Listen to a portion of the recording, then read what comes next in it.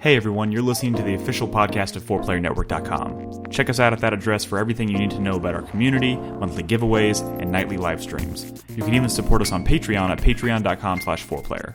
And last but not least, you can catch the live recordings of these podcasts every single Thursday night on our Twitch channel. We hope to see you there. Enjoy.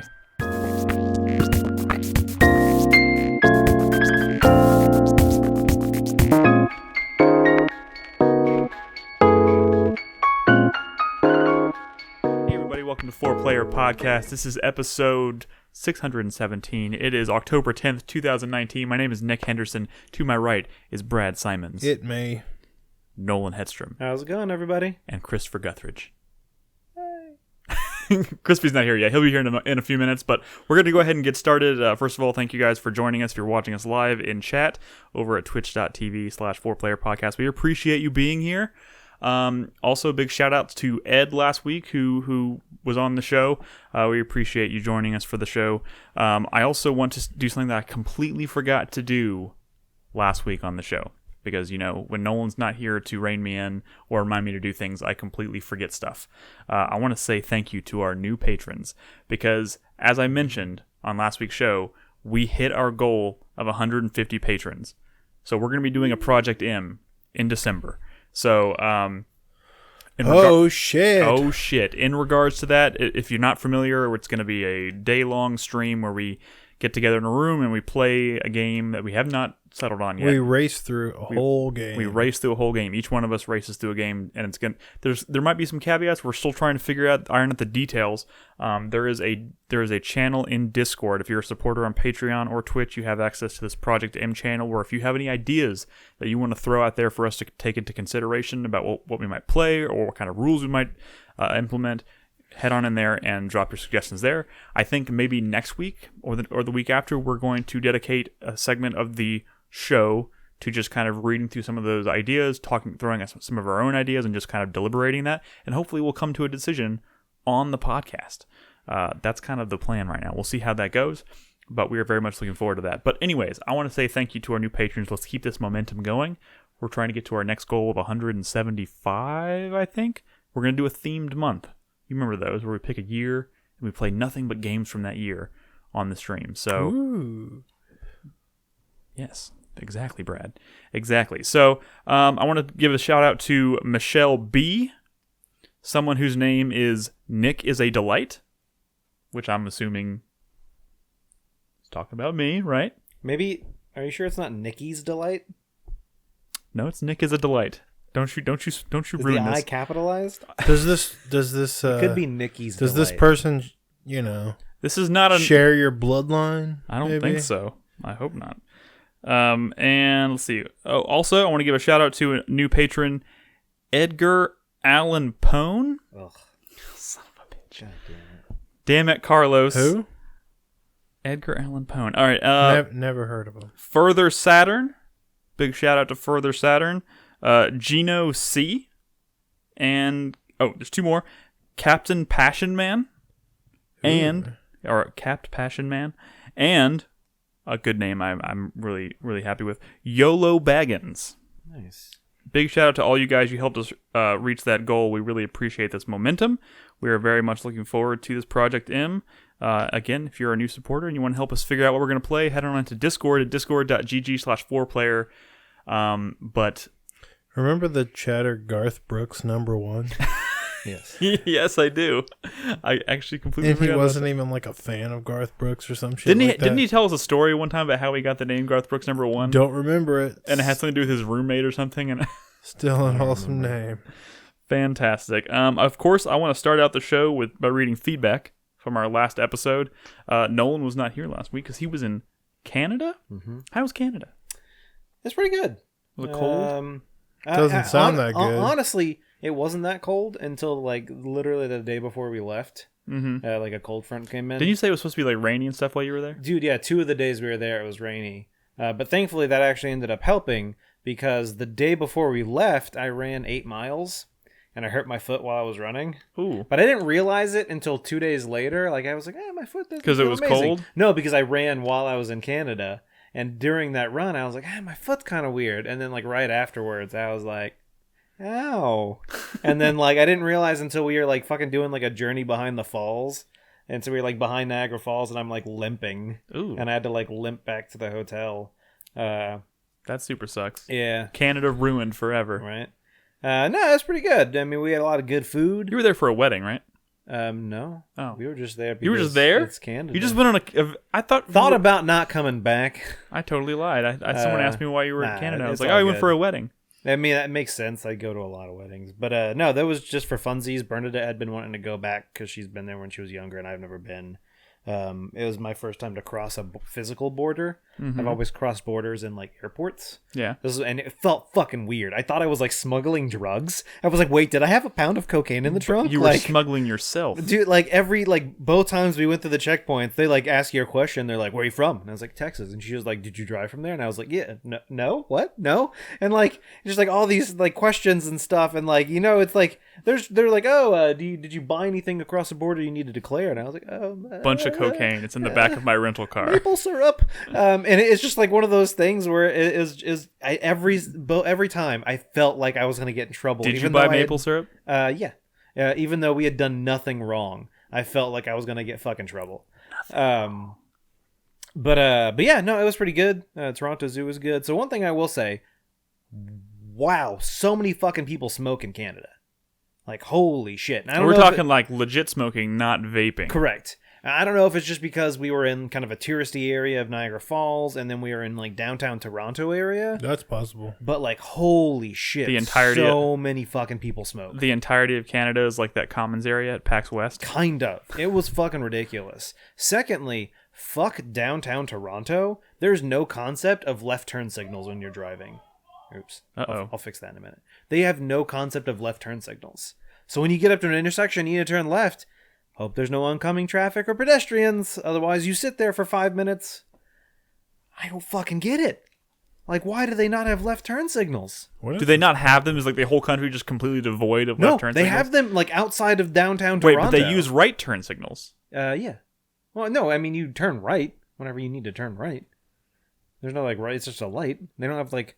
I don't know. So they don't use turn signals, just in general. Not like a person with their blinker. I'm talking. I'm talking about the physical lane has no protected left turns. Sorry, let me rephrase that. Shit. There's no concept of a protected left turn in downtown Toronto. And it's really fucking frustrating. A lack of turn signals would be rough too. Yeah, I'm glad you clarified because the way I was thinking of it would have been very strange. No. So yeah, no, I mean, not too many people were using their turn signals. But other than that, it was pretty good. We had some fun. Saw Joker while we were there because it was raining and my foot hurt, and we took kind of like a lighter day instead of like walking like fucking 10 miles a day on my hurt foot. But yeah, we liked it a lot. Went to the top of the CN Tower. Very tall tower there. You get to stand on like a glass floor and look down at the bottom. No thanks. Dude, no thank you. Bernadette wouldn't walk out onto it, and while we're standing next to it, I'm like, maybe just like, lay on it and then take a photo from like the top half so it looks like you're completely on it. And then like some little fucking 13-year-old runs over and starts jumping up and down on the glass. That's pretty funny. No thank you. Yeah, it's pretty good. I feel like it's making me sweat just thinking about it. Yeah. Speaking of heights, I've noticed lately that Henry doesn't like as much when I toss him into the air. Like he's scared. When you throw your child. Yeah. I mean, I've always done that, right? But lately Have you always caught him? Gripping. Yeah. Okay. I'm thinking maybe somebody else dropped him or something because I don't understand why he's so scared all of a sudden. He's like gripping onto my shirt. He's like, no. I'm going to be honest. As someone who doesn't have children, every time I see a video or it's just in public, I see someone like tossing their child up and catching him, my heart stops. I'm just like, what? Why? I thought you were going to say as someone who doesn't have height. Well, because they like it. I know, but like up until recently. I know, but like I think about how I'm still kind of at that point in my life where I'm just like, if someone hands me a baby, I'm like instantly like, oh god, this is so nerve-wracking, and I can't imagine tossing it into the air. When I was a kid, my dad would put me in a plastic laundry basket and just spin me around in circles. Yeah. See, at least you're not high up. I do that too. I mean. Wait, does he hold you over his head and spin? I mean, he would definitely. Get some height going. You know what happens? You dads are crazy. No. What happens is after your kid has like wiped out like 1,000 times, and like sometimes you want to see how much damage you can take. Pretty like awful ways. You realize that the kid's really sturdy, and you start tossing. Not a really sturdy kid there. Yep. Oh my god! All right, are you ready for feedback? All right. I'm going to read some feedback, some comments from last week's episode. If you have anything you want to contribute to our discussions we're about to have on this episode tonight, feel free to leave us a comment at 4playernetwork.com on the comments for this episode. The first one this week comes from Moom. He says, Ed, as a person who lived in Argentina for most of their time... I'm sorry, Ed's not here to actually respond to this, but I'm going to read your comment anyways. Ed, as a person who lived in Argentina for most of their time in high school, I hope you enjoy your time there. I envy that y'all will have access to the best beef in the world. Started watching / listening to 4PP when I lived there over 10 years ago. To everyone else, keep up the great work. Well, thank you. I'll answer for Ed. Why Ed lived in Argentina? No, he's going to Argentina. Gotcha. I'm not looking forward to that at all. I think Argentina sucks. I don't know why I have to go, but I do. Fuck Argentina and fuck you too, Moom. Jesus, Ed. That's terrible.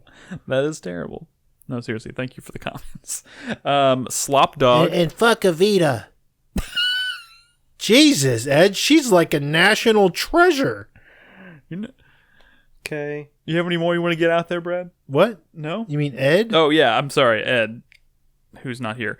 Slop Dog says, to answer Chris Davis, who's also not here tonight, this is just, we're on a roll, people. To answer Chris Davis, yes, the pillows are present in both seasons and are as enjoyable as ever. I think he's talking about, were we talking about Fuliku? Is that right? No, we were talking about FLCL. What's the question? I'm sorry. It's no question. He says, yes, the pillows are present in both seasons and are as enjoyable as ever. I especially like the song. That's the band, the soundtrack. Thank You, My Twilight. Yeah. Okay. So that was Fulikuli. Yeah. Okay, cool. To answer Brad. FLCL. This is for you, Brad. Yes. My favorite food is tacos. The more meat, the better. Nah, it doesn't count. To answer Nick. It's me. That's like saying your favorite food is sandwiches. You can't do that. You got to be more specific. Yeah, I mean, you got to be more specific. Like tacos al pastor. Yeah. Or tacos with this, and this on them specifically. Because tacos is just like a tortilla with any, or maybe like, any number of things maybe like could be in it. Tortas would be the same thing. Or fur taco. What? I'm sorry. Or that? Okay. To answer Nick, not really wowed by feet myself. You missed... Y'all gonna... What the fuck did we had a y'all do lovely last conversation about feet last week. Because No, Ed brought up... what was it called? Do you remember? I can't hear you, Nick. Wiki feet. Wiki feet. That's What the fuck? yes. You should Google that later. Ed's into some shit. But hear this. He says... I just love the toes. He says, I'm not really wowed by feet myself, but Cara Delevingne or Adam Lambert might have some good stompers. That's a very interesting... I'm wondering how he picked those two people to say they have good feet. I don't know. This is just like celebrities' feet. Yes, that's exactly what it is. Well, I'm going to have to check out their feet later. Yeah. He says, and Nick, if you want to get anything out of subjecting yourself to watching The Meg, maybe give How Did This Get Made a listen. It's a great podcast about weird and or bad movies with some occasional trivia about them thrown in, hosted by Paul Scheer, June Diane Raphael, and Jason Matzukas. Older episodes are behind a paywall, but the podcast is still going strong, just like you guys. Here's the link. Cool. Maybe I will. Maybe that would be a good one to listen to. I'm assuming he's saying this because they did a podcast on The Meg. They have 647 pictures of Mary Elizabeth Winstead's feet. Wow, that's a lot of pictures of feet. She just doesn't wear shoes. Well, no, and that's I think a lot of them, I guess, for women, they wear like sandals and stuff, so they still count it. I fully expected Nolan. Feet. I fully expected Nolan to look up wiki feet, but I thought it would be during the break or something. Why break? Why would you expect him to wait? Hey, look, I can look at Mary Elizabeth Winstead's feet now. I want to see them. So I've never I've never really been into feet, right? I've never really been into feet, but she's signing autographs like barefoot. But like when I see those feet, and they just look like feet to me, right? That's like what is someone who's into feet? Like what are they looking for? What should I be looking for to find out if a foot is good? Okay, well here's the thing. That just looked like a foot. Well, hold on, Brad. That's why it's a fetish. Because it's a fetish because not everybody. Did you ever watch 10 Cloverfield Lane? Yeah. Remember that scene of her going through the vents? Those feet. Look at those feet, Brad. Look at those feet. That's a fetish. You could barely see those feet. That was just someone chronicling all the feet. Dude, there's like 10... That's so weird. We should have a... No, it's not the same. Someone says like... We should do a guess the foot. and we just show a foot, and we have to guess who it belongs to. That would be a great segment. So, like, to it's start doing. We'll have to be multiple choice because there's just too many feet to not have some options. So, like, if someone says I'm into butts, right? I can look at a bunch of different butts and really understand the difference of, like, That's because butts. That's because butts are not a fetish. I'm sure What do they you are. mean? I mean, they are absolutely in certain ways, but like boobs are not a fetish. Butts No, are. they Why not? are. Anything I mean- can be a fetish. I mean, because most people, I think, are just naturally kind of attracted to them, right? No. It's Right? it's all socially Just constructed. me? You know, it's Just me? beer commercials. do you know. Do you It's- remember that episode of King of the Hill where Peggy becomes a foot model and he's like having her stick her feet I in raw love that beef fucking and like episode. smacking Yeah, her feet with like yeah. a ping pong But see, bat. that's what I'm talking about. People into foot fetish. Like, I don't want to see anyone like rub their titties through beef or whatever. Why not? I just don't. That's what I don't understand. Wait, hold on. What about veal? So it makes me wonder, like, is there even something they're looking for with the feet, or they just want to see I mean, man, I really want. I'm interested. Like, is there like some bullet points I can read to find out what people are? Yeah, there's 10. They're called toes. Yeah. Okay, I don't know. I just want to be able to look at like a foot and know, like, be able to rate the foot, but I have no ability to rate a foot. You know what I mean? On a scale of 1 to 10, like, how do I determine what the score of this foot is? Is that what you're Yeah, I mean, I can look at a foot and say, well, that person doesn't take very good care of, like, their toenails or whatever. Maybe they need a pedicure. But beyond that, I'm like, pfft. Okay. I mean, I get it. I Yeah. kind of get what you're saying, but I don't know. Maybe we'll never know. I do like Nolan's idea about doing a segment on the show where we try to guess that foot. Yeah. We have the community submit us a random picture of a foot and then give us multiple choice answers, and, Nope. and then we have to guess it. I do not want to see any community members' feet. Not No. their feet, They celebrities. They feet. pick a foot. They pick a foot off. They go to WikiFeet. They find a foot. They find a foot that they like or they think Brad might be attracted to.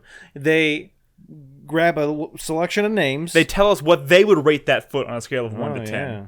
And then they give us a selection of names and we have to determine who it is. This foot is so milky. I remember that from. And so I was similarly fascinated with that episode of Seinfeld where George became a hand model, right? And one of the descriptors was like his hands are so milky or something. It's like, I was also wondering when that came out, like, what are they looking for in a hand model? And that was almost like a joke, like when he looked at Jerry's hands or whatever, and he just like scoffed at him, like, Have you never you could never be a hand model. Do you not remember David Duchovny from Zoolander? And he had his, not like, really. he's a hand model, but he keeps his hand in like a jar to like keep it like preserved or like Yeah. from getting damaged. Vague. All right, anyway, I like this idea. Let's return to it. Tobias Reaper I wish says, Crispy was here. He would know about. we can bring up the foot thing again when he gets here. In regards to last week's quote-unquote favorite joke name discussion, every iteration of The Sims that I have played, I have created a clown sim named Tess Tickles. It was funny to me at 8 years old, and it's still funny to me at 28, but my go-to name for any female character I create in an RPG has always been Tara Say, I don't know, Brad, maybe you read that. Tara Nupsomas? Nupsomas? Yeah, Tara Nupsomas. Nupsomass. I don't know. That's very random. Is that a joke name? It seems like a legit name. Maybe a silly last name. Side note. Wait, can you spell it out again? NUPS. Yeah, tearing up some ass. Oh! Shit. Yeah. I get it. Tearing up some Tearing up some ass. My go-to name is tearing up some feet. Oh, Yeah. Jesus. Oh my god. All right. Thank you. Side note, those of you who haven't The need name I use is tearing off the shoes and coming on her feet. Brad, I'm pretty sure you were looking for a come between the toes. Oh, I'm sorry. That's an absurd name. Only slightly. Oh my goodness. Only slightly. That was inappropriate. Side note, let me get through this comment. Side note, those of you who haven't need to finish Outer Wilds. Love, Tobias. Oh my goodness. Cool. Whew, tearing up some ass. That's pretty good. Yeah. I'm sorry I didn't get that right away. Thorax says, I noticed, well, Crispy's not here. Noticed Crispy wasn't there last week. Was he getting revenge on the lipstick car? P.S. Hope so. Chris Davis has fun on his Mothra night, which is where he's at tonight. He's at the Draft House watching a private screening of some old Mothra movie. What? It's not private. He's probably with a bunch of nerds. What? Yeah, that's why Chris Davis is not here. Dude, I watched Godzilla King of the Monsters. King of the Monsters on the flight. How was it? That was kind of bad. No. It was pretty. Like, it's one of those situations where I didn't understand the motivations of the characters. Kind of. Yeah. Like, why would that character do that? I don't know. I'm sure Chris Davis could fill you in. Haste says, sorry, these are all comments directed at people who aren't currently here tonight, so I apologize. Chris, I work as a QA for video games, and I will tell you that I have to unpack, carry to my cramped desk, route cables behind monitors, and pray to Korean Jesus I can find the goddamn ports in the back of the PS4. That's what he wrote. I'm just reading it. And he says he has to do this every single day. I think there was a discussion last week about the PS4 and its design and trying to get cables back there. It is hard because I will often move mine from here to like my loft if I like play a game or something on the projector. And it is difficult the way they're inset. It's a huge pain. It's not just that they're angled. It's that the entire back of the PS4 is just like holes and stuff. So you can't like at a glance see where it is. You really got to fucking get in there and say, because where the fuck am I putting this thing? Because it's black, like you usually have to get if especially if you're behind like a unit, you have to get a flashlight or something. It's ridiculous. It's although, have you seen pictures of the dev kit? Yeah, I have. Oh my god, I haven't. I mean, it's a dev kit first. Yeah, but it's like strange. It is very strange. So I saw some a while back, but are there like official dev kit photos now? They're not official photos. You're talking about the V-shaped thing, yeah, right? but I think someone maybe confirmed that is what it is. Looks like something. I don't know. I mean, this thing. Yeah. I mean, it'd be kind of nice. It looks like it just has a lot of room for cooling. Yeah, it does. I mean, it looks like. I mean, to be honest, I feel like they kind of need to switch it up a little bit because maybe differentiate it from everything else sitting on your shelf. I don't know. We're going to talk about the PS5 some more because there's been some news about that in the second segment. But Haste goes on to say the PS4 Pro slits are actually slightly larger, so I can wedge shit in there barely.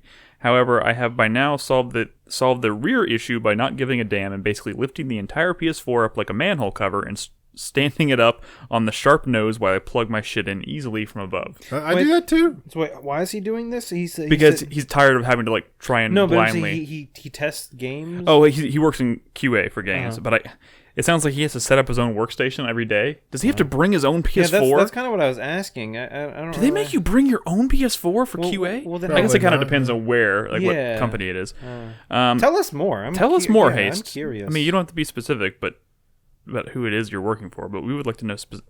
I did know Haste did QA. He's told us about that. Yeah, he told us about that. But Haste, tell us more though. I am curious. Like, do you have to? I wouldn't really understand you bringing your own PS4 unless they have like just new discs that you use on like a daily basis, which seems not optimal. Like printing a disc, I would assume you would do something over the network. Maybe or for something. security reasons, they don't want to leave like dev kits out at people's workstations and they collect them at the end of the day. That's also maybe a possibility. You have to like pick up your dev kit for the day. Yeah. That makes sense. If you've never listened to the story of Xbox Underground. That was the all the shit back in the day with the people who hacked like the Xbox and then the 360 and then got like the specs of the Durango, which was the Xbox One code name, and they ended up building their own. But then one of the guys like got like I don't know if he like got a job, but he knew someone who worked for Microsoft, and like so he got their badge and made like a copy of it or some shit and snuck in and stole just like a bunch of dev kits. What? Yeah, they eventually caught him, I think. But yeah, I mean, I guess that makes sense to if y'all have never listened to it, there's a podcast I forget, like Darknet Diaries or something, and they do a couple of episodes about it. There's a really interesting listen. But yeah, and I would guess that would make sense if they have a dev kit. You have to like check it out almost like a library. Yeah, book, and I would imagine they don't want you like loading like unfinished and unreleased material onto your own personal console. console, anyways. correct. And the last comment this week comes from Mr. Scorpion. He says, "I'm happy to hear you guys hit the milestone for Project M. It's well deserved, and I'm looking forward to hearing more about it. Tune in next week. Also, glad to hear that you got F.E.A.R finally working for you, Nick. I'll have to go back and watch the live streams I missed. That game is a lot of fun, despite not being quite as spooked by it as I was hoping to be. It was still fun from beginning to end." Yeah, I'll talk a little bit about F.E.A.R tonight for sure. But we're going to start with some newer stuff because that game came out in 2005. All right, we ready to talk about video games? Yeah. Okay.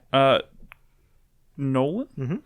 Are you ready to tell us about Indivisible? I am ready. This is the newest hotness we're going to be talking about tonight. We've seen and played this a couple times at like E3 and PAX and stuff. But yeah, it's been around for a while. I mean, it was a Kickstarter game, so I mean, yeah, we've known about it for quite a while now.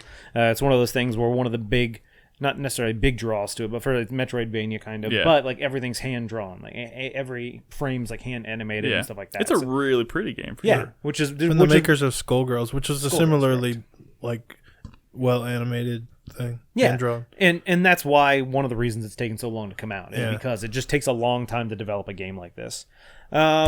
But yeah, so the unique thing about this game is when you look into combat, it seems like it's an old school like turn-based kind of thing. Yeah. But all your characters are controlled with their position on the battlefield with the face buttons. So the person on the top would be, I guess if you're using like just let's say an Xbox controller, would be Y, and the person on the left would be X, and B on the right, and A on the bottom. But it gets a little more involved than that because depending on if you're attacking, you have to use the analog stick up or down to kind of change your attack. Gotcha. So you're using the left side of the controller to change what you're you're doing. So you'll probably see it in combat a little bit while I'm playing, but like there's kind of like low and high attacks, and you can like juggle enemies to an extent. So it's all about kind of timing when your characters. You know at this point in the game, I only have 2 characters because this is I captured this footage like literally. Like the first time I sat down to play the game, just because I didn't want to forget. Because I'll play a game for like 8 hours and be like, "Shit, the podcast is tomorrow. I got to capture footage." So this time I was like, "I'm doing it right away." Look at you getting ahead of it. But yeah, where I'm at in the game now, I have 4 characters, and so if you do the timing correctly, you can juggle an enemy for longer, which allows your kind of active battle meter-esque to refill on characters who aren't currently attacking. So then you have less time when an enemy can be attacking you, kind of. And there are some characters who specialize in not combat. I have one that's like a healer. So when they do attack the enemy, they don't do a whole lot of damage, but it kind of builds up their like health, like attack. That when you use it, it heals your party and stuff like that. So how does the turn order? Like, is there a turn order, or is it like think of it like an active active battle.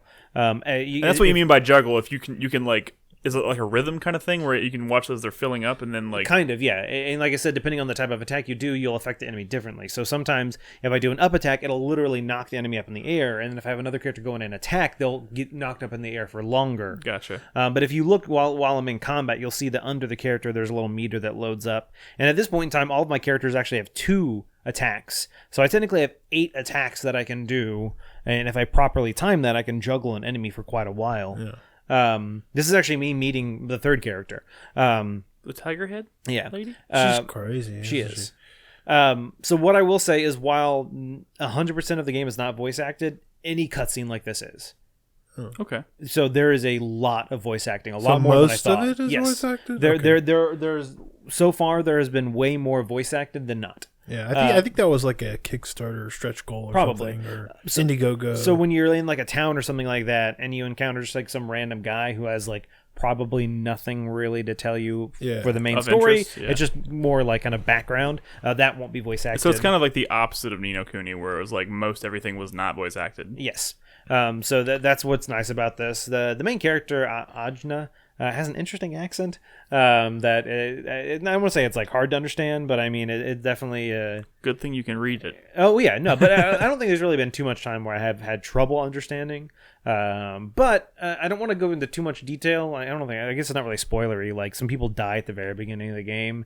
And I don't even really. I've played this game I think twice, and I don't even really know what the game is about. I highly doubt they did in like those E3 demos and stuff. I doubt they did anything story No, there was related. almost nothing story Someone related. told me that it's kind of like Moana. I could see it. I could see it being kind of Moana-esque. I don't really necessarily know what my main objective is yet. I kind of know. So what happened early on was this guy attacked the town I was in. You fight him in combat, and then something weird happens, and he kind of gets like trapped in your brain. In your brain? Yeah, and so you can. I don't know if I do it in this footage at all, but you can actually transport yourself to like another realm that's kind of like in your brain, and you'll see at the end of this. That's the guy I'm referring to. That this tiger girl goes into my head. I don't know. It's kind of weird. Yeah, that does sound weird. Yes, I'm still trying to understand it all. I think it's probably one of those things where you'll learn more as the game goes on. Yeah, interesting. Well, I mean, you're not super far yet, so there's like 20 characters that can join your party, and they're all pretty different. It's very similar to. I mean, so this game is taking very direct inspiration from the Valkyrie Profile series, which had this type of combat system where you're comboing them together and everyone's on different face buttons and stuff. And in that game, you also got about like 20 characters, but it was all about that was all use. That series has what's the mythology? Like Norse mythology. Sorry, Jesus Christ. And you're like sending. You're like training these people, and you're like a Valkyrie, and you're like training these people and like sending them up to like fight, the fucking in the Ragnarok or whatever the fucking Norse mythology thing is. So Ragnarok. So I'm wondering. You got it, Brad. I'm wondering if this is sort of like trying to do a similar thing, but just with a different type of not like mythology, but like a different type of like realm thing, maybe.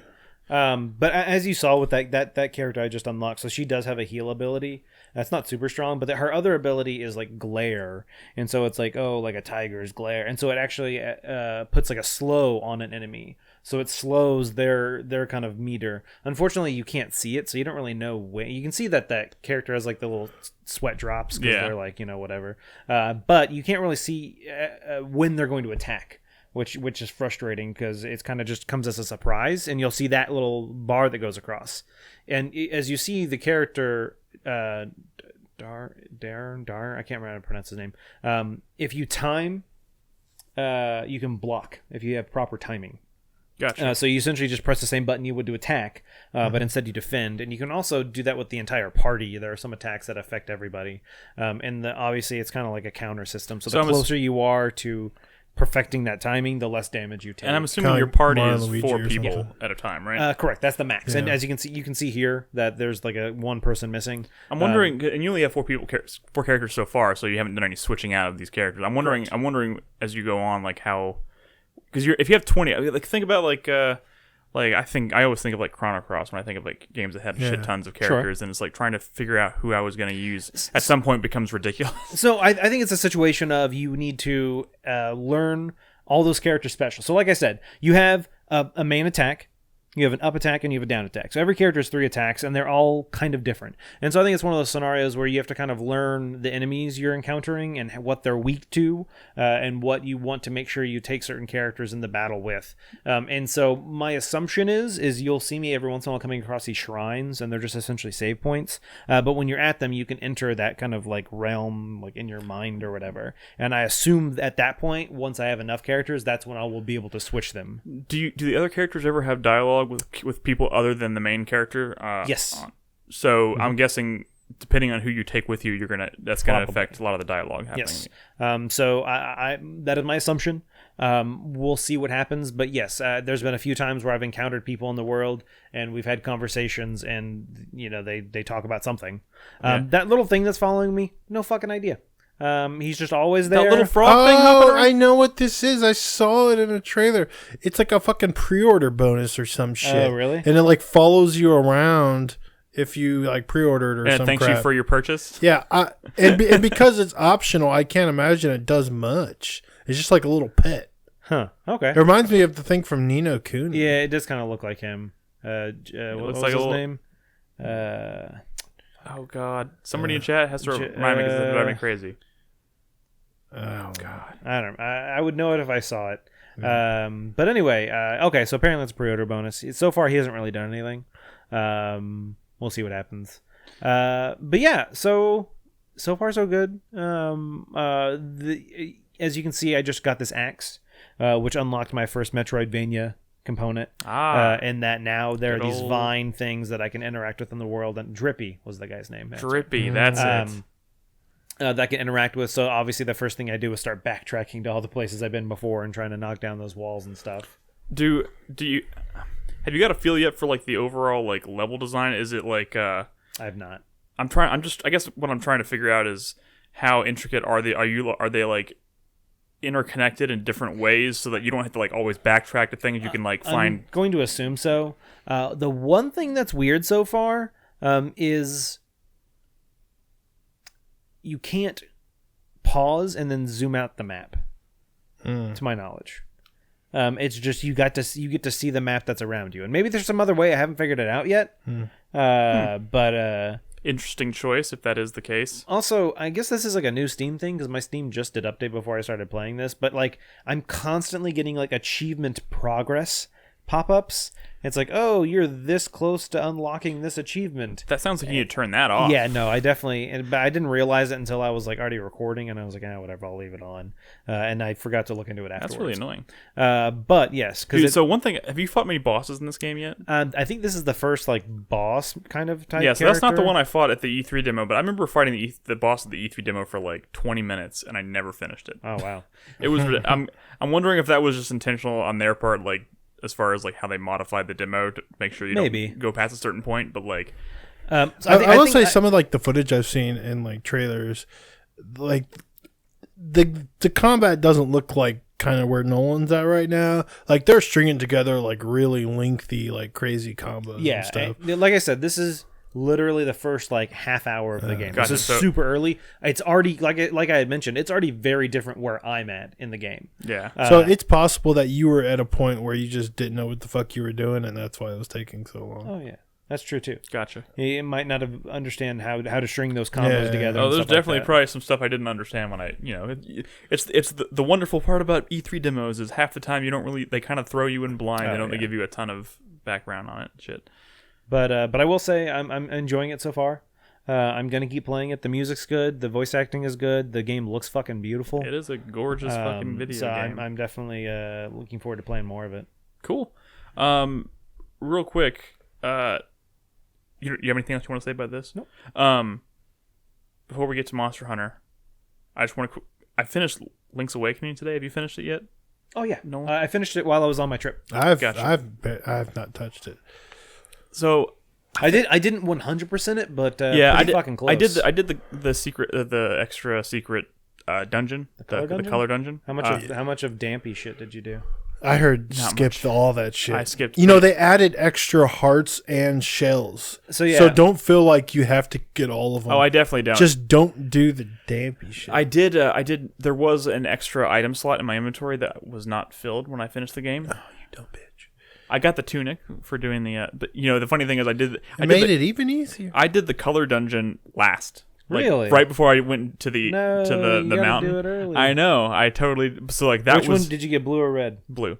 Okay. So that was like a breeze for a dungeon. But let me tell you this, guys, and this is the main reason I wanted to bring it. First of all, lovely game. I'm really glad. I'm really glad this remake exists because I don't think I would have ever touched this game otherwise. I feel like I'm looking into like a little adorable diorama the whole time. It is an adorable game. It's charming as hell. It's different in enough ways that it definitely feels like not a traditional Zelda game in some ways, but while at the same time feeling very familiar to Zelda.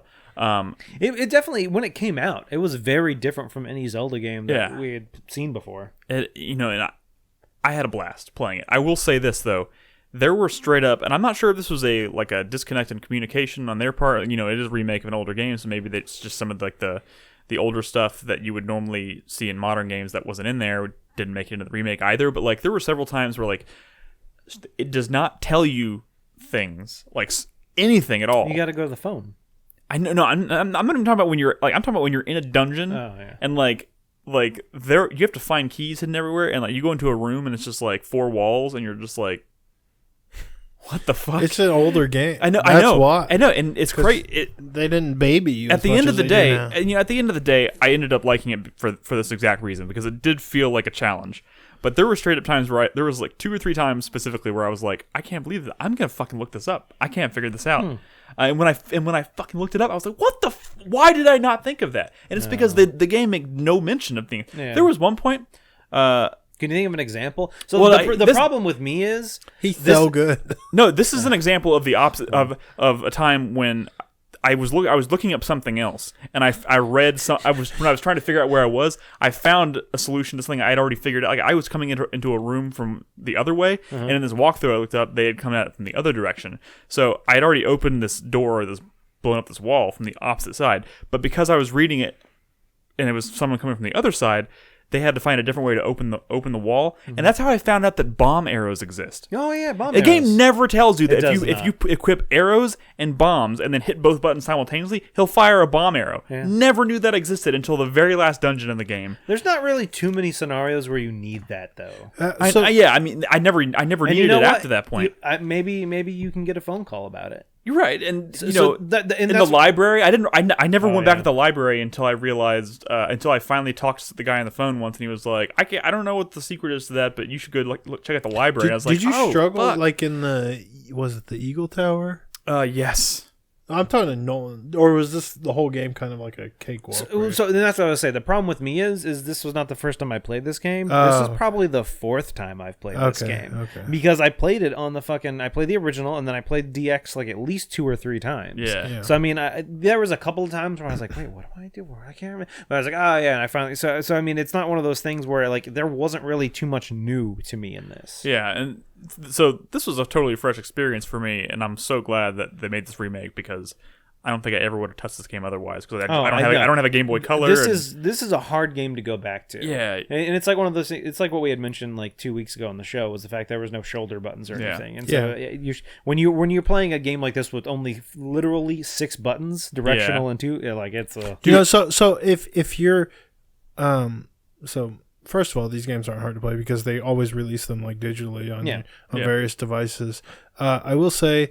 If you are interested in playing some more old school Zelda games, but don't want to go back to Link's Awakening, obviously because you just played it, maybe try the Oracle games because they don't have the same like constant like item swapping issues that the original one for had, sure. That Link's Awakening had, at least not as bad as I remember.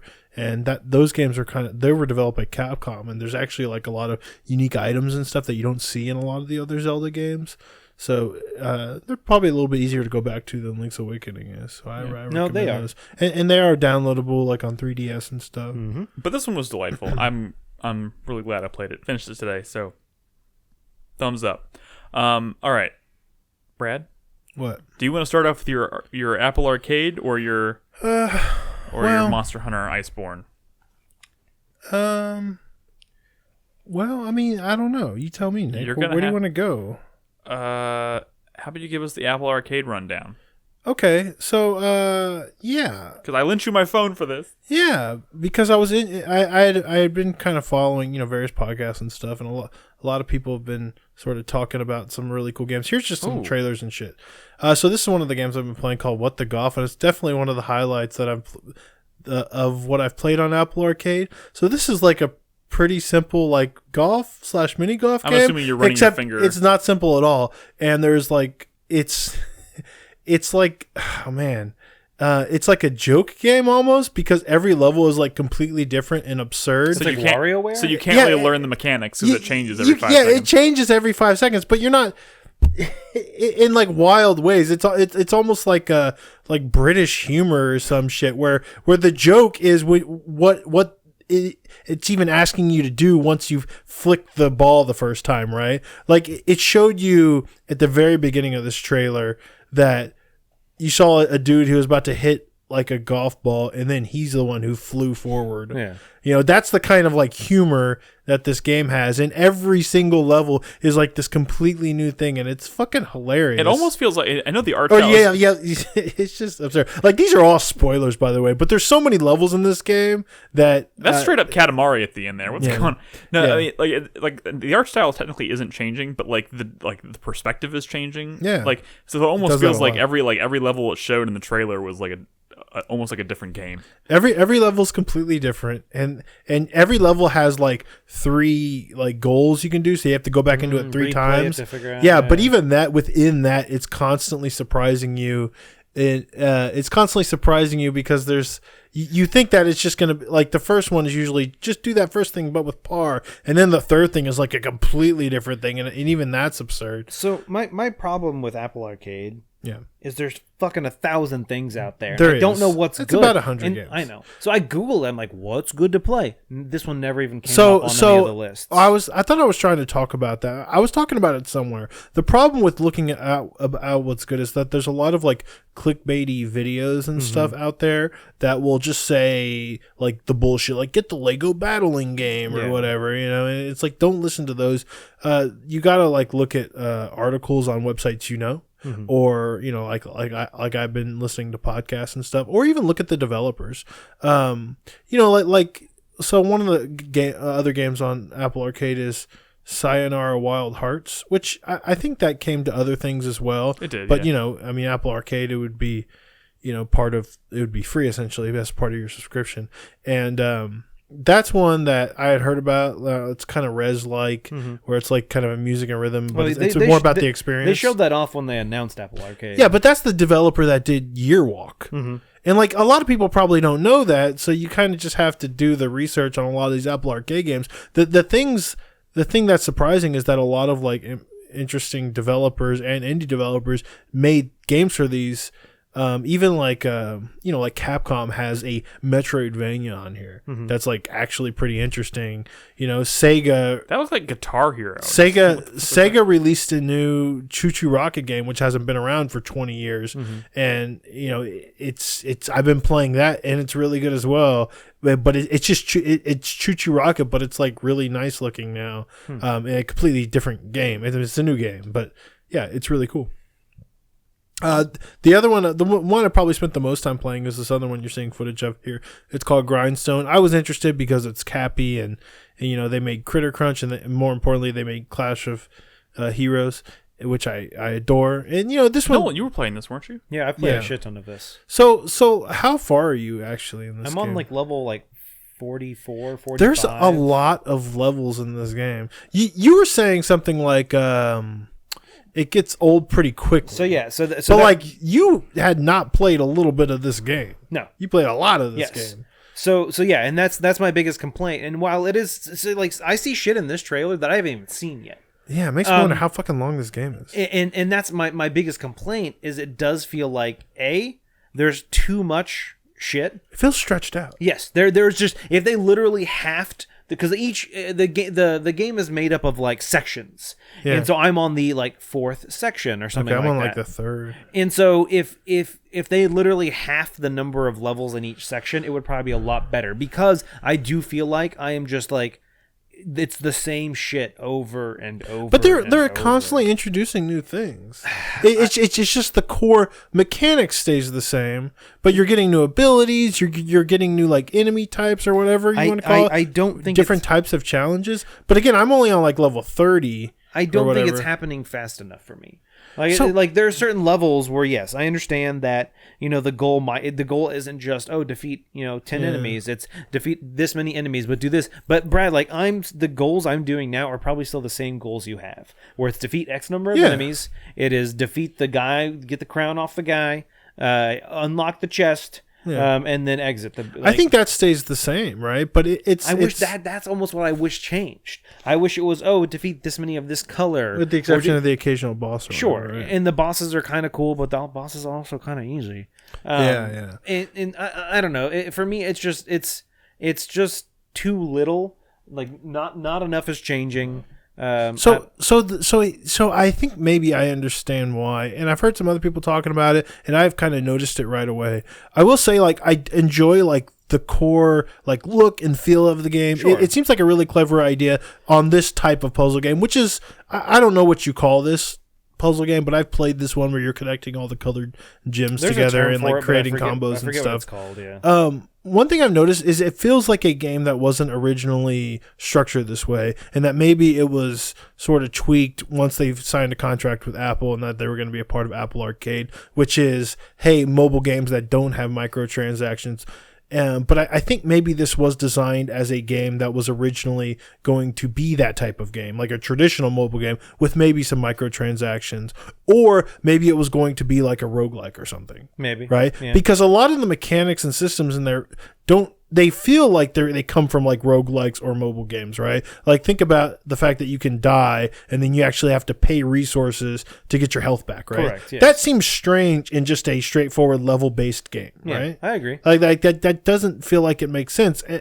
As far as like recharging abilities and stuff too, that seems a little strange. So I'm wondering if there was some sort of late in development tweaks that made sort of the progression feel a little bit awkward, maybe stretched out or something, you know? I wouldn't be surprised. Like that shit happens sometimes, and you know, it's unfortunate, but I'm still really enjoying it because I find it kind of challenging, and I find it me really having to think about moves, kind of where I'm at in the game, and really thinking about when and how to use the abilities they give me. At first, I was kind of ignoring the abilities where you have to spend resources to recharge them, but then I realized how powerful some of them can be. You can early on, but then that's what I was gonna say.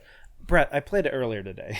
Like I'm kind of talking shit about the game, but I am still playing it. Yeah. Mainly because it's like I'll find some time where I have just like a couple of minutes, and I'm like, oh, let me play some Grindstone real quick. And yes, so where I'm at, I do have probably a few more abilities than you. I'm probably encountering some enemies that you haven't seen yet. Yeah. And so it is still going. And yes, I do find myself at times like, you know, I'll draw my path and kind of sit there for a second. I'm like, all right, well, if I could get one more, then maybe I'll unlock a gym, or I'll be able to undo this. And so I'm like, all right, well, let me. Okay, what could I have done differently? So I'm still playing it. It's just I wish there was a little more there. I don't know. But see, it seems like a game that has a lot at the same time. Mm-hmm. You know, which like this thing seems long. Like I feel like I've been playing a lot of it, and you've been playing even more, and now you're saying you've seen stuff that you've never seen, right? Like that conveyor belt shit looked crazy. Yeah, I've never seen the conveyor belt stuff. I've never seen like there was something else in that trailer I hadn't seen either. But yeah, I will say I really like the music in this game. yeah, it's good. It's which, you know, you don't think of plugging headphones into like a little mobile game or whatever, but I mean, I think sort of overall with Apple Arcade, the idea is, hey, you know, these aren't just forgettable mobile games, you know. People have compared it to kind of Xbox Live Arcade like back in the day. You know, they're indie games. I mean, a lot of them are very different, but some of them are definitely kind of high production values, and I've really been enjoying the tunes. Two things that have come from this conversation for me. One, I remember once again that I need to play Year Walk. Is that available on Android devices? Yeah. And two, Yeah. I want to play the shit out of this golf game, but I don't The have golf I don't have an iPhone. I literally gave my iPhone to Brad. Also, welcome, Crispy. Do you have an iPad? Start your conversation over. I just got here. All right, we were going to ask you something about feet, right? Feet? Wait, hold on. Before we jump off Apple Arcade or whatever. You don't want to ask him about feet? Yeah, but let me finish this. I have another game to talk about. Yeah, let me finish. we're gonna let's get there. finish this conversation and then we'll get to Crispy. Fine. What is feet? Right? I want to talk about feet. I mean, I don't want to go in depth on anything else, but I will say because I've been spending a lot of time playing Grindstone actually, and that's been, but I've dabbled in some others. I will say Sayonara Wild Hearts. I've only played a little bit of, but it's immediately like intriguing, and I can't wait to play more. But I'm not so sure I want to play with a touchscreen. You know, I know you could hook up controllers to this stuff, but I'm still playing on a phone. There's a game called Bleak Sword that has like a really amazing look. It seems really tough, but like the look is like, whew, I've never seen anything that looks like that, which is cool. You know, that game Oceanhorn 2 came out, which the first one was sort of like an isometric Zelda. This one just straight up looks like Breath of the Wild, which is absurd on a phone. That's the one where like the character straight up look like Link with the blue tunic. Yeah. I don't think you can play it on a phone though. No, you can, because I've literally played on this 6S and it runs fine. Really? Yeah. I thought that was one of the ones let me you had tell to play you, on like no, Apple TV Nothing or ran something. fine on this phone. Brad, I'm amazed Brad's getting so much mileage. Every game I've downloaded runs great. It's on probably here. because I did the factory reset. Yeah, maybe. Rayman Mini, they've released a couple of games in this series before. It's another one of those auto runners or whatever, but it's level based still. I think a lot of people maybe slept on those, but those are like really like pretty good like mobile Rayman games that I recommend if you like the traditional platformers that came out on consoles. Origins and Legends, Rayman Mini is pretty good, and there's some other stuff. So like you were talking about, like you don't really know what to get or what's good. That developer who makes the point and click adventure games, I know George plays them a lot. They made Machinarium, they made Chuchel. I think you were talking about maybe playing that one, Nick, after somebody was talking about it end of the year. Yeah, I think George put it on his list or something, and a few others that of like point and click adventure games that are kind of like experimental. You're just sort of fucking with the environment and kind of seeing what happens, and that's sort of like a joke in and of itself. They made like a pretty unique style, like point and click adventure game on Apple Arcade. And I've been messing around with that. That seems a little interesting. A lot of stuff. Also, I mean, since Apple Arcade is getting a lot of people just to plug in their, start playing games on their iPhone and iOS devices, more people should maybe try out Sky, which is it's not part of Apple Arcade, but it got me to download it, which is the that game company, Oh, yeah, it's their new game, but it only came to iOS. Probably try that. I want to play that, but something about that seems tragic to me. What does that mean? That game company made a game that was only available on iOS. I mean, maybe that's... but look at what we're talking about here. I know. It's like these unique, cool games that are... I mean, like Apple's making a stride to like legitimize their games platform, and now's a good time to try it. It makes sense. I did play some Sneaky Sasquatch. Yeah, I heard that was pretty interesting. It's kind of fun. I mean, it's just, you're like a Sasquatch and you're kind of running around like a campsite, and you gotta like steal shit and like don't get caught, because the park ranger, if a person sees you, they yell for the park ranger, and if the park ranger catches you, he's like, "Hey, get out of here, Sasquatch," and he like makes you go away. That's it? Yeah, it's all right. I don't know, but you have some goals you have to achieve and stuff like that. There's a few more I need to try.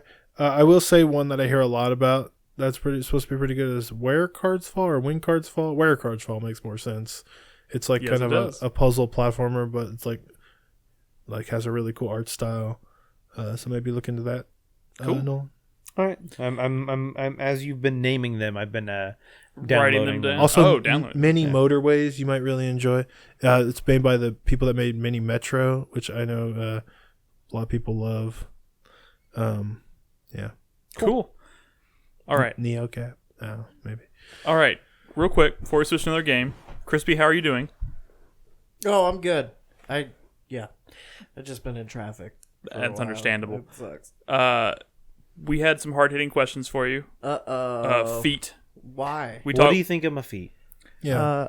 Do you have any input as to how someone... one of those things where you're like... I do. Toes are long. Wait, what? My second toe is longer than my big toe. Really long. Oh my god, we've learned new things about My Nolan. question is, God. here's my question for you.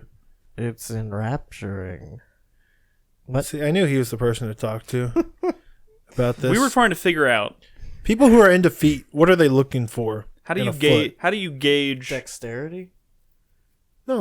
But if you I want serious answers from you. No, Like, what? if you're like to be sexually I was attracted, not serious about that. to be sexually attracted to feet. Like, I When you look at someone's foot, wait. Yeah. what about the foot tells you? Oh, that's a damn hot foot. Oh, the arch. Wait a minute. Wait. Back up. Why? Wiki feet? Ed brought up Wiki Feet last week. The fuck Which is Wiki? You weren't on the show last week? No, this whole this man, this where this, have you I been? was Crispy. seeing Joker. which We'll we're talk gonna about talk. that We'll in a talk about that in a second. After the break. But he brought up Wiki Feet, which is literally just a database of celebrities' feet. Like, Okay. Nolan, how many pictures of? First of all, Mary Elizabeth Winstead, they had 647 pictures of her feet. That one guy from Nickelodeon's like a mod on the website, probably.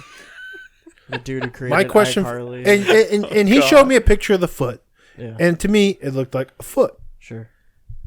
My question, but we're talking about I could look at a butt and say, okay, I like this butt, I don't like this butt, or this butt looks weird. But a foot just kind of looks like a foot to me. So I want to know some pointers, like if I'm gonna if I'm gonna be interested in a foot, like tell me what I'm looking for. No, really, I think it's like I think that the arch, Sure. like I think fallen arches Is the are arch maybe like not, underneath or the top? it's the part of the foot Underneath. that, the bottom, that arches. I think. Oh, Yeah. okay, gotcha. Thank you. I think that a good like well-defined arch without being too severe is Well, probably what are your important. opinions on pronation? I think that What is that? I don't know. He's looking up shit. No, I'm looking at Apple Arcade. I think that Pronation is how your feet rest on the ground, whether they turn outwards or inwards. oh well, obviously you would think that like a true neutral Oh, wow. pronation would be what you're like. I'm just thinking, If you don't know shit, No, I want you to I'm just say. thinking like if I'm judging a foot, right? I Like think how good is that foot at doing its job, which is moving and holding a person along. And People who are And- into feet don't care about that. and They're looking at pictures. And there's no, no, movement. He doesn't no, know think anything. about like foot like crush porn and like foot porn Okay, and stuff okay, too. okay, So like okay. like the dexterity of the toes, like how much much meat can they how squeeze much- between their toes? how much action can you get out of the toes is probably a thing. The quality of the nail bed and the nail itself Okay, is sure, probably sure. Can you a open thing. doors with your foot? Can you get like That's a nice the one grip? thing maybe I Yeah. could understand Yeah, is like is you there- want pedicured toes, right? Sure. And like an appropriate amount of hair. I'm out. Okay, Mr. Hobbit. Yeah, they're out too. Nick. I'm just kidding. I don't have that much hair on my. Well, maybe by comparison, I do. Yeah, I mean maybe something about like the tendons that run along Well, Nick, the top of the you gave foot. me your iPhone, You know, and it's I've kinda seen like- your balls. It's kind of like the like like the hip bone thing. What's the hip bone thing? Oh well, if that didn't immediately ring a bell, I don't want to get into it.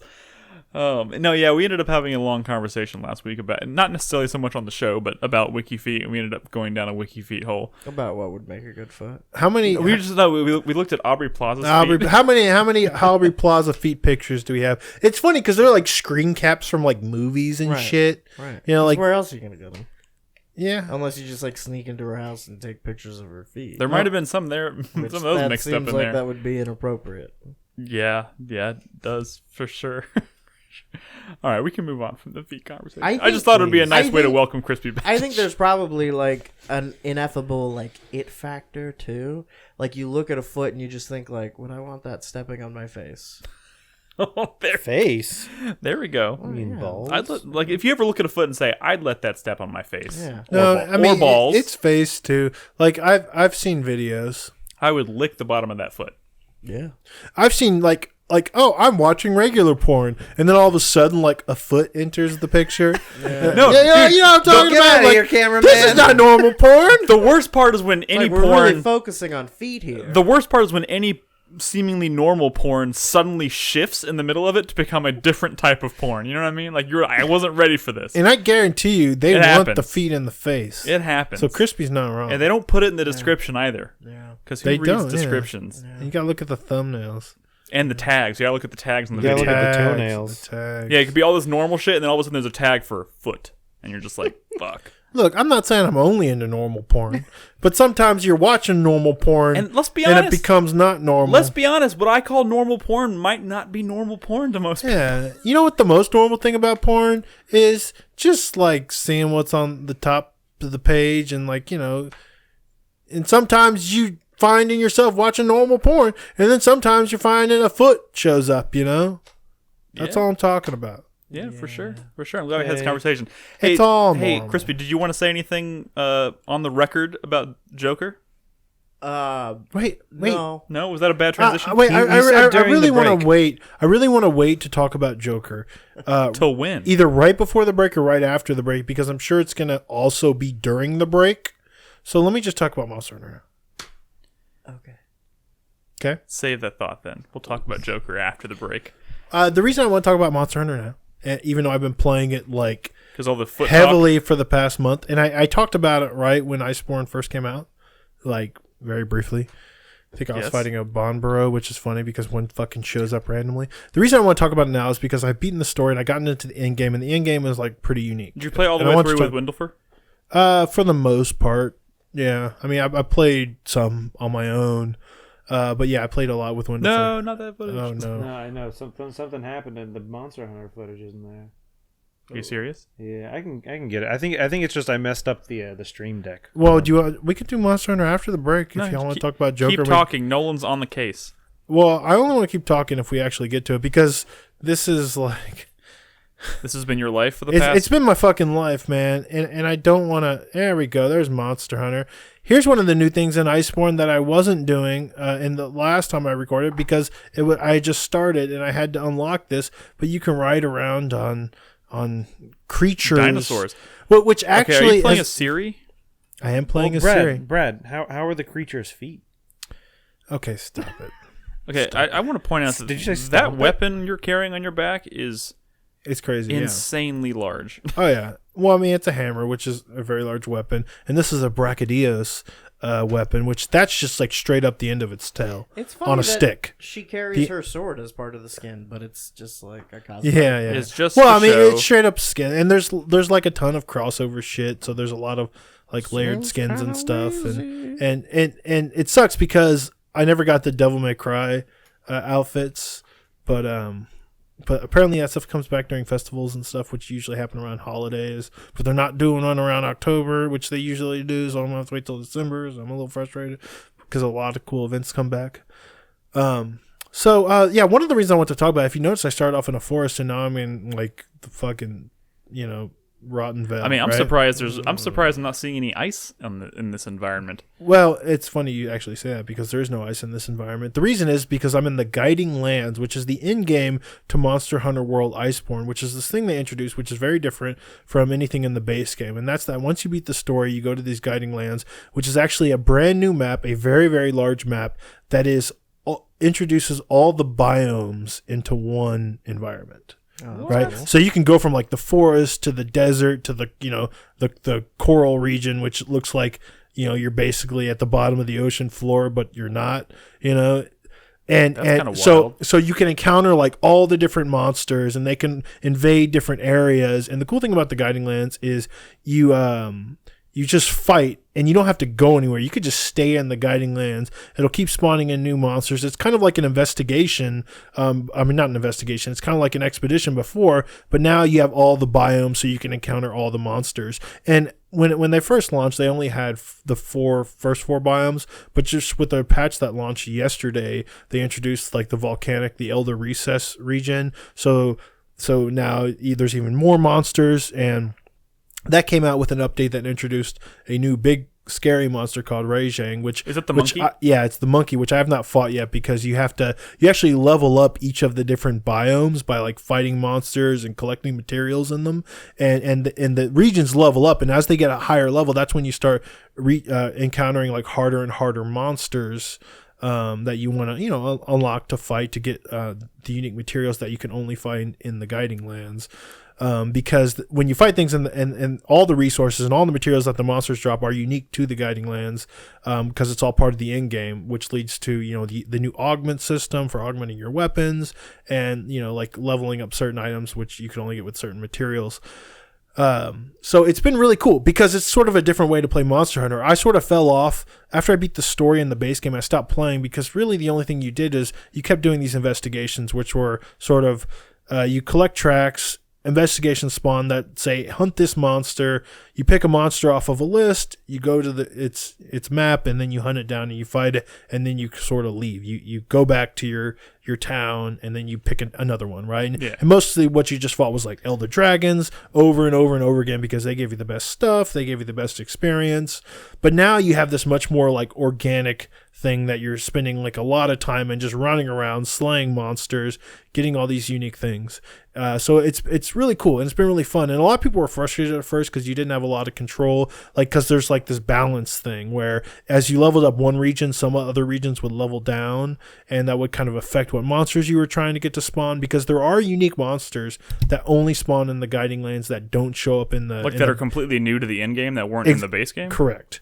So and you have to level up regions to even unlock those, which the new monster, you have to level up that new volcanic region, I believe, some to get it to spawn. So even though I've played this game I played Iceborne specifically for over 100 hours. In fact, I think I've spent more time in Iceborne than I have in the base game now. Which is crazy, right? Bananas. And there's still like half a dozen monsters I have not encountered yet. So I'm looking forward to fight those. Are you back to playing solo now? Well, Mostly? I play solo when I can, and every Friday, till the wee hours of the morning, I've been playing with Windlefer. I told them I was gonna maybe not do that this Friday, especially because I'm gonna chat with David, I think, tomorrow. But man, this is really all I want to be playing. One last thing is part of the patch that from today, the big update from yesterday. I mean, where they introduced a new monster in the new region to the Guiding Lands. They finally introduced layered armor for all the armor sets that you get from killing monsters. So layered armor is basically like a cosmetic version of an armor suit. So before, you're mixing and matching pieces because you're trying to You're going for stats. get certain skills that will create in stats that will give you a certain build. Now you can have all that, but actually just have a full set of puke armor. And that's great because the armor designs in this game are incredible, right? But when you start mixing and matching them, it just kind of looks stupid. And some people would suffer through kind of bad stats and stuff just to look good. And now you don't have to. But the thing is, they're rolling it out. So right now, only the first half of the low rank monsters are available. But the way you do it is by fighting the monsters and getting the materials from the Guiding Lands. Gotcha. So now you have even more of a reason to spend time in the big, huge in-game area. And now it's oh, I want this armor set from this.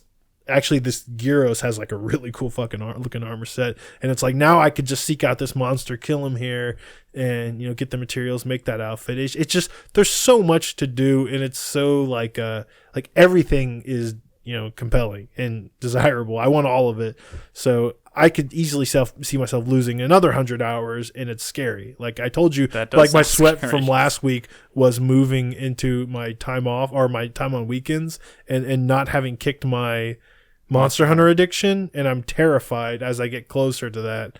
That it's not going to happen, and I'm going to just want to play Monster Hunter all day, every day, and that's scary. But it's really fucking good, man. It sounds like they're really kind of locked in, or took. We were going to bring it up in news, or should we talk about it now, or should we talk about news? If you have a good transition, go for it. I guess October has a big update crossover with Resident Evil. Oh yeah, so what exactly is crossing over? Well, so they're having an event which is a new version, I think, of Val-Hazak, which is sort of this undead dragon. But now he's bringing human zombies back to life, or he's turning the hunters into zombies. You see in the video, you should really watch this trailer because it's wild. The hunters are fighting him, and they're all zombified. Huh. It's insane. Also, there's skins for is it a crossover in both ways in any way, or is it just Resident Evil characters being featured? Oftentimes that does happen, but I don't know if Resident Evil's I don't even know what stuff. they would do in Resident Evil, but so you can get I think who is it, Claire and Leon, Yeah. or Chris maybe, skins, full skins, this Siri thing, which is cool, and other things like animations and stuff, and one of the big things and part of this new update is that you can now visit other people's homes, which has a ton of customization.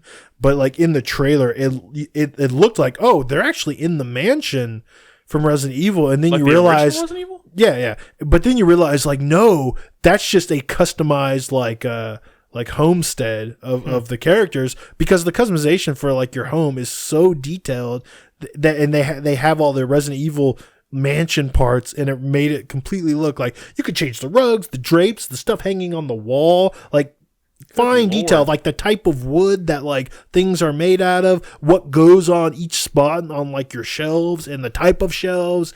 It's ridiculously detailed, and it seemed kind of pointless, but now you can visit other people's homes, and now you can customize it with Resident Evil shit. Now everybody's getting into it. Yeah, well, maybe, I don't know. It seems crazy. They seem obsessed with it. But I guess that's the whole thing about Monster Hunter, this ridiculous obsession and attention to detail about even small things like your Palicos, which still have the best armor in the game. Anyways, Monster Hunter Iceborne, I'm still hooked. I just wanted to kind of update the podcast and kind of talk to you guys about it, because it's been consuming my life, and I want you to know why, because there's a lot to do, and it's all really cool. It's a blast hammer. Yeah, sounds like Iceborne was kind of a pretty good follow-up. Oh, yeah. It's amazing. All right, so how about this? How about we take a quick break, and we come back? We'll chit-chat for a minute, Nolan, did you say you had another game you had to talk about? No? Okay. Well, then I'll just talk about F.E.A.R, and then we'll do news and answer some questions. So, we're going to take a quick break. When we get back, we'll continue to talk about video game shit, I think. Don't go anywhere. We'll be right back.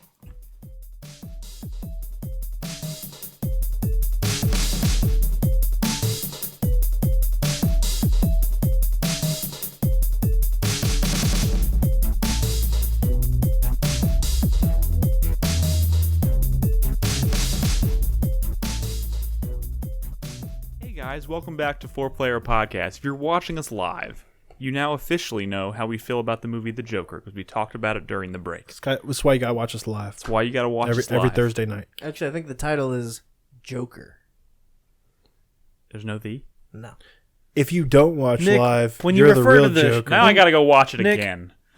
When you refer to the movie, could you call it Joker? Is Heath Ledger still the pretty best good. Joker? Is Yes. that- okay. Yeah, I think so. Yes. I All agree. right. Dude, literally, as soon as the movie ended, me and Bernadette, when we got burgers from the Burger Priest, I really wanted to get the Vatican, but it seemed like it was a little much. The it was Burger Priest. It was a burger patty between two grilled cheese sandwiches. What the fuck? So we got burgers, I'd eat went back that. to the hotel, and we watched Dark Knight. Nice. Oh, nice. Nice. Nice. Yeah. Good movie. You know, there was like an egregious is not the word. I bet the first blatant 75% of that movie is definitely better than the Joker.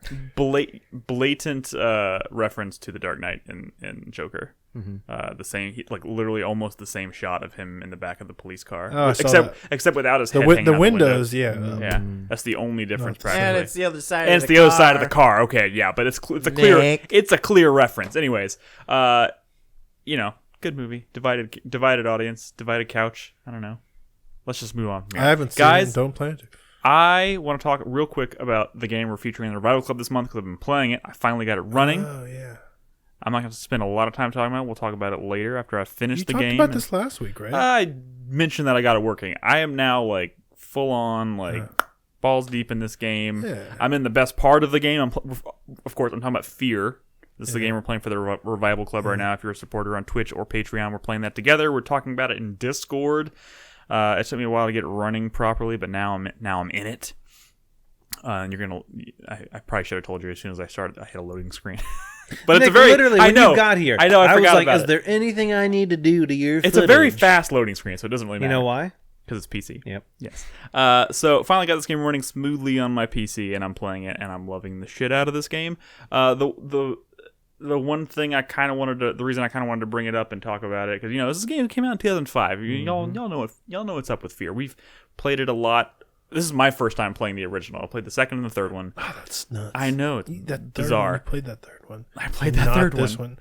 I played that third one single player. Like I didn't even play the co-op. That wasn't even my excuse. Yeah, Jesus. But I have very little hands-on experience with the original F.E.A.R. I know what I know of this game is pretty much solely from watching Brad play it over the years. Because obviously we have a lot of clips of Brad freaking out playing this game, and that's one thing I want to say. Aside from the fact that this game plays like a fucking dream and the combat is insanely awesome, I was really expecting this to be a little more. That guy turned into a cloud of mist. I love when that happens. Dude, the shotgun is so fucking good in this game. You did mention that last week. I know, it's so fucking good. But I was really expecting this game to be spookier, and someone in the feedback mentioned that this game, like, there is not, what I know of this game is primarily from our clips, right, of watching you play it and freaking out. Do you want me to tell you the thing is that it's like all balls to the walls action, and then they just stop for a little bit, and then they do a little bit of spooky stuff. And then back to the balls of the wall. Yeah, and they never blend the two. Yeah. That's exactly what I was not really expecting. And like those sequences where you're actually seeing some creepy shit are really short so far. I mean, I guess I'm maybe like halfway through the game or something. I don't know. But like, I haven't had a lot of run-ins personally with Alma. How about when she came out of the cubicle, though?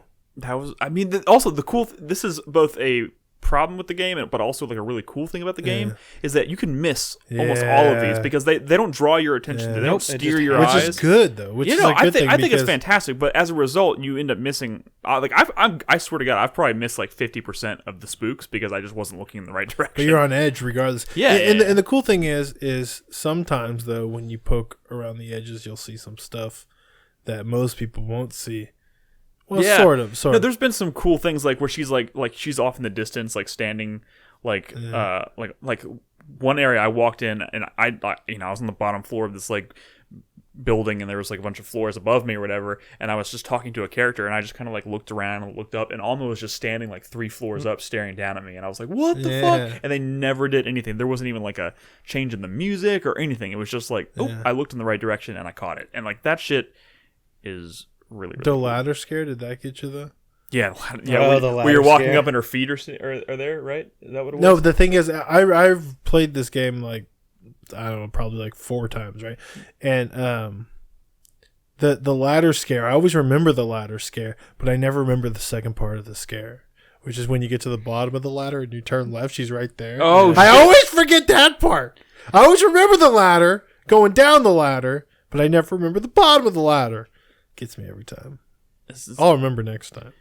Now that I'm in the offices, this game, like the physics in this game are so fucking good. Oh my god! It puts games. The lighting, modern high game. contrast. It's like a really striking looking game, even though for areas that are quite honestly boring, like it's got a really striking look to it. Like you said, like it's I don't know how it gets away with it. It pulls it off somehow. It's really boring environments, but they make it look good. And spooky and atmospheric. Truly scarier than a office setting? At night by yourself? No, not at all. But yeah, that's all I want to say about it now. We'll talk about it more. I'm eventually going to do a podcast. I think I might be doing a podcast with, I want to say it was Self Torment. And maybe if I can get Carlos to do it, if I can tie Carlos down for 5 seconds to talk about F.E.A.R, we might get him and Self Torment on the podcast to talk about it. I bet he will, because he's been talking about F.E.A.R like every day. Awesome. He's already through. I think is he on F.E.A.R 3 yet? Because he's plowing through this series for the month. The Revival Club is focused on the F.E.A.R 1, but several people have already played the DLC. And he also F.E.A.R 2 played through F.E.A.R 3 already before recently in its entirety and came out the other end a fan. Yeah. And now I want to beat him up. That's the thing that made you want to beat him up? Well, not the millions of other things? I will try and talk to Carlos about it because I would love to have a conversation because Carlos knows a shit ton about this series and he's obviously played 2 and 3 more recently than I have. By the way, that guy just glitched into oblivion, which was pretty funny. But yeah, F.E.A.R 1 is what we're focusing on for the Revival Club until the end of October. If you're interested in jumping in now and playing it, you can talk about it in Discord.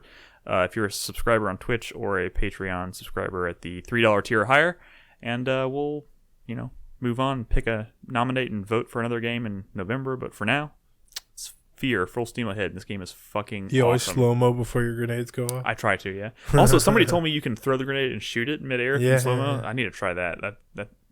I just love firing guns in this game. It's so good. Why didn't you tell me this game was good? You also said that. I know. The jokes never gets old. Okay, maybe it does. All right, let's move on to... There's not a whole lot of news this week. Well, there's 2 big things, I guess. You've already covered one of the smaller things, which was the Monster Hunter crossover, so no need for that overlay. But we want to talk a little bit about the... You want to go Blizzard or PS5? Oh, Blizzard's a big one. Oh. PS5, what is the news really, though? That it's coming out next month. The big news is that the release window is coming out next So there's more official facts now, I think is essentially what it is. And this is straight from Sony, isn't it? The news came from Sony. So yeah, we have a release. Why does Sony keep releasing this info in the most uneventful way possible? That's a good question. They're fucking weird. I don't know. I think they were doing that in response to like information getting out. Probably. There's some cool stuff about the DualShock 5. It having more haptic feedback, and then one of the cool things I heard, they talked about the triggers. Being able to having the adjustment, so the developer can put resistance into the trigger based on what you're doing, which is kind of a cool concept. Yeah, I'm interested to see what they do with that. One of the things they said was like, oh, if you're like pulling back a bow, it would be like a little bit harder the longer cool. your draw is and stuff. Also, ray tracing is supposedly supported on it right out of the box, I think, which is pretty exciting. You know, it's a big deal these days, especially on on PC. There's a lot of little things. I mean, the information they put out talked about more about the SSD stuff. But we already knew about that before. Have they confirmed? They haven't confirmed backwards compatible. Wait, or did they? They did. I think they confirmed backwards compatible. Yeah, they did. Yeah, PS4 backwards compatible. Correct. It'll go back to one system. Yeah, I doubt they'll go back to. No, I don't think. Everything before that's just going digital now. I mean, they're shutting down. If I can get rid of my PS4, I'll be happy. Man of the Lamb in chat. Man of the Lamb in chat asked, "Do you guys think Ghost of Tsushima will be a PS5 exclusive?" I don't think it will be. I think you'll see a lot of cross-gen stuff. Yeah, this is another scenario where the PS4 base is way too big to just start putting shit only on the PS5. Yeah. And I think The Last of Us Part 2 and Ghost of Tsushima specifically, I think we're going to see both of those games released next year on PS4, and I think they're going to release to like probably great reviews. But I think pretty quickly after the PS5 is launched, you're going to start seeing those games. Definitely. Also in the news, you have Bluepoint saying that their game is going to be PS5 and that it is, again, quote unquote, a big one. But are they? Do we think of them specifically as the studio that makes like remakes of things? It's definitely going to be a remake, but it's going to be a big one. Which Demon Souls has been the one that people are hoping for the most. But I don't know. That could be cool. Yeah, Demon Souls making a comeback on the PS5. But I mean, they've said it's a much bigger game in scope than like Shadow of the Colossus, but maybe that's not like the biggest game in terms of scope. So it could be anything. Yeah, but yeah, and the release window. I don't know if we actually mentioned it here, but we did not. November 2020 is what we're. I mean, that's not really a surprise. I mean, that's kind of what everyone had figured. Christmas time next year is when you'll probably have both Xbox and PlayStation consoles out. So if it's a remake of what could it be? Wow, I don't know. Could it be? What if it's Red Dead Redemption 1? Dude, I would shit my pants. That would be so good. Super sexy Red Dead Redemption. Super fucking sexy Red Dead Redemption 1 would be a dream come true for me. But I don't know. We'll see what happens. And the other big news this week is less positive. Obviously, Blizzard is the source of some pretty serious controversy this week. It's not just Blizzard, but yes, Blizzard is a big one. Also the NBA. Yeah. Really? Yeah. Did I miss that? Yeah. Blizzard and the NBA. Uh-oh. Oh, okay. Did you see anything happened with the... was it today? With the CNN reporter? Yeah. She was asking a question, and they were like... They took her mic, yeah. They were like, stop. And they were like, that's not relevant. And she was like, it is. And they're like, no. Yeah. The NBA? Yeah. The NBA took a journalist mic. What? NBA is huge in China. Yeah, they're very big. Well, let's talk about this. Okay, so Blizzard, so there's a big Hearthstone?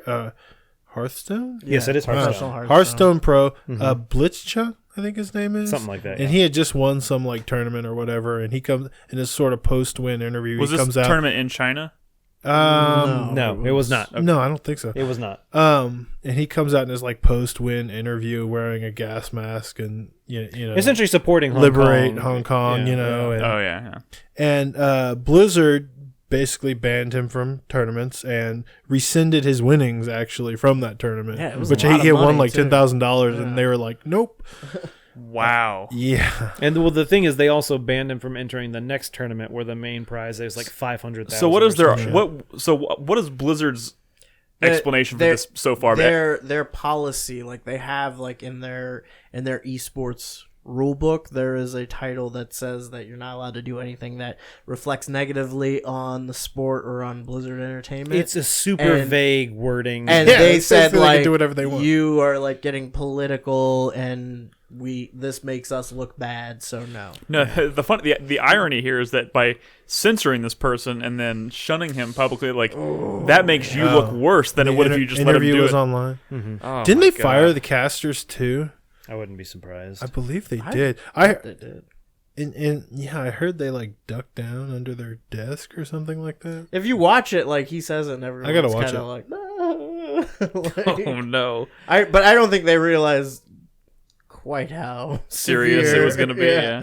So obviously, people are very upset with Blizzard for this, and I mean, know, yeah, I mean, that's rightfully an so. understatement. A lot of people are canceling subscriptions, boycotting. You know what? There's employees that are The big push people are trying to do is because of what is it, GRP, GCPR, whatever the thing that came out in the EU not too long ago about data rights. Oh yeah. That they're telling everyone request your data from Blizzard because legally they have to give it to you. But if everyone does it, it'll bog them down, which means they won't be able to do it in the time they're supposed to, which will make them have huge legal fees. There's a bunch of shit. Like they're trying to get Overwatch banned in China by making Mei like a symbol, face like a pro Hong of Kong. the revolution.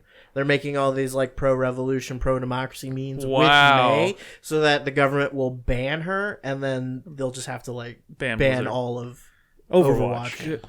Good Yeah. lord. It's fucked up, especially when you think about the fact that like we're coming right up on BlizzCon, Yep. which they were really like trying to smooth over from last year.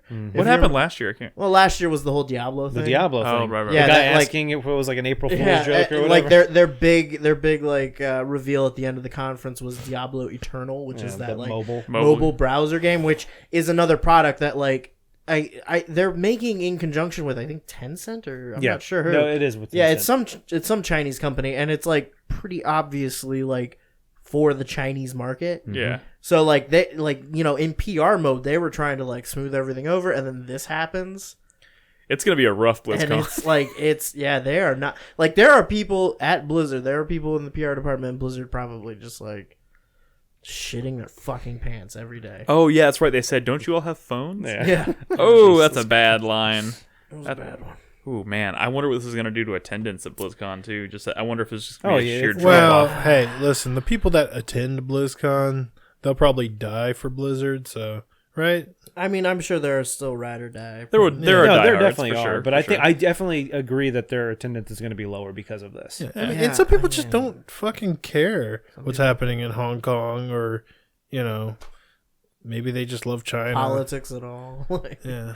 yeah, I mean it's a huge fucking mess, Also- and they're like doing everything in their power to make it worse at every. It seems like it for Juncture. sure. Yeah.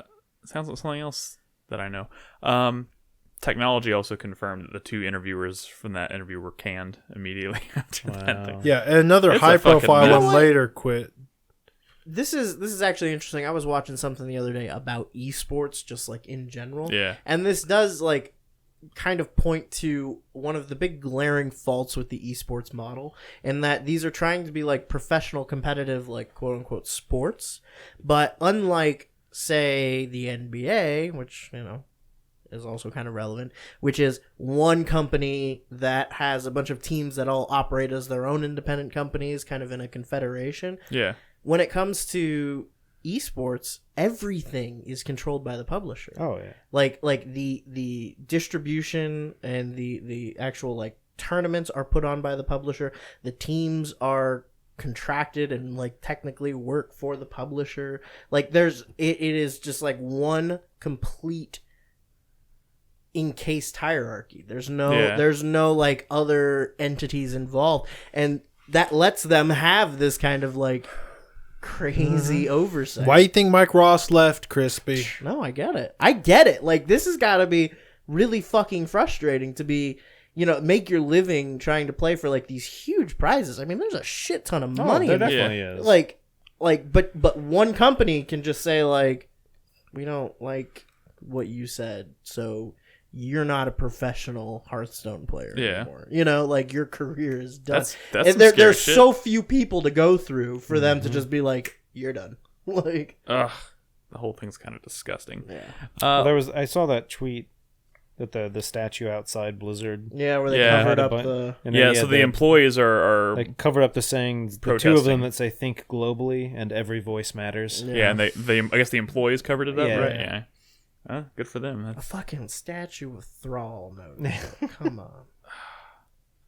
It's not a good time. Not a good time for Blizzard fans right now. All right. Well, I guess we'll revisit also not this a if good time to there's live in any Hong further Kong. developments. I guess the real exciting thing will be to see what happens with BlizzCon. When is BlizzCon, by the way? Is that Like a month? Yeah, I month think and it's a the half? first week of November or something. okay? Gotcha. Ooh. I wonder if this Blitzchung dude actually knew this was going to happen. Probably did. I wonder if anyone's going to show up to BlizzCon wearing gas masks. That would be a good If idea. there should be like a protest. I'm sure they've already drafted up fucking rules for the con that say certain things like no umbrellas, no masks, blah blah blah. Yeah, It's especially November. because in this country that could Well, they'll be mean other if things. they can't get inside, they'll be standing outside picketing in gas masks. Probably. It's November 1st through November 1st. Okay, so a little over a month. All right. I think that's pretty much it for news. So we can just pretty much roll right into. It was October 10th. You said first? Yeah. For some reason, I thought you said 21st. No. All right. So anyway, We can roll right into support Patreon questions and whatnot because that's pretty much all the news we got this week. Again, I give a shout out to all of our new patrons at the top of the show. So big thank you to everyone, all of our new supporters. Want to remind everybody we did hit the Project M goal. We're working towards which we're going to do in December. Just FYI, Crispy, next week we're probably going to pull some ideas from the community and some of our own ideas and kind of deliberate figure out what we're going to play. Hopefully figure it out and come to a decision on the show. I don't know if that's actually going to happen. We're not doing Desert Bus. Desert Bus for Hope. Oh my god. Sure, I'm down. So yeah, next week during the second segment, we'll do some deliberation on what game we're going to play for our Project M. But we're working towards our next goal of 175 patrons. We'll do a themed month on the stream. We pick a month and we stream nothing but games from that month on our Twitch channel. Oh, And from that month. From that year. From sorry. that theme. Or theme. It doesn't have to be a year. I Like guess we could do a frog theme. We could. And every game is Chrono Trigger. frog based. Everything is Chrono Trigger. Yeah. Chrono Trigger. Okay. All right. So yeah. Anyways, are you Lots ready, of Nolan? frog. yeah. I'm Are you ready? Let's hit Always. us with that first Patreon question. First question from By the Goddess. 3 favorite horror films. Ooh, just in general? Yeah. Oh shit. Oh, fuck me dead. I'm gonna still say Paranormal Activity as the first one is still one of my favorites because I think it's by far one of the most effective on me at least. I can't do this. You can't do this. Don't ask me anything movie related. This is too hard. I'm just trying. I'm kind of like just, pulling these answers out of my ass. I here. mean, The Ring. Yeah, the original Ring and like not Wait, Well, not the American original, version, the remake. Ring. The second original Ring. Yes, the Western Gore Ring. Verbinski's Ring. Yeah, the other Ring. That was a really effective movie, and that scared the shit out of me. yeah. That's a good choice. I'm gonna say yours, Nick. Scream. Scream one. Somebody asked us a question similar to this a few weeks ago. Scream's a comedy, isn't it? See, that was one of the things. It straddles the line. I mean, No, it's a horror movie. It's a horror movie. Yeah, there are people getting fucking murdered. It's a slasher film. I think it's a horror movie. I'll go with the original Scream. The Thing. Nightmare on Elm Street. Thing. The 3. Thing is pretty good. The third Nightmare on Elm Street. Is that Dream Warriors? Ooh, Let the Right One In's good. You know, I can't. Come on, Brad. Come on. If you ask me, like in the last 5 years, I'm that's a tempted little to say, I'm easier. tempted to say It Follows because that was such a creative idea. All right, And I'm going to really go effective. Follows. Cabin in the Woods. That's good, but that's a little meta. Shaun of the Dead. Right. Comedy. Again, They're zombies. these It's a horror are movie. Sure. horror movies. And Tucker and Dale versus Evil. Okay, no, that list is bunk. I don't accept any of those. Those No. are all Yeah. classified as horror films. You ever seen The Orphanage? Yes, I The have. Orphanage is really good. I will also say, and I know this is kind of it's Recent? recent, and it's probably, but I wouldn't be surprised if in 10 years you ask me this question, my answer's still the same. I think Hereditary is one Yeah, of the I best was horror just movies. gonna say Hereditary. That it. movie's fucked up. That I love movie it. is so fucked I up. don't like Hereditary. I mean, I love that do, movie. but I don't.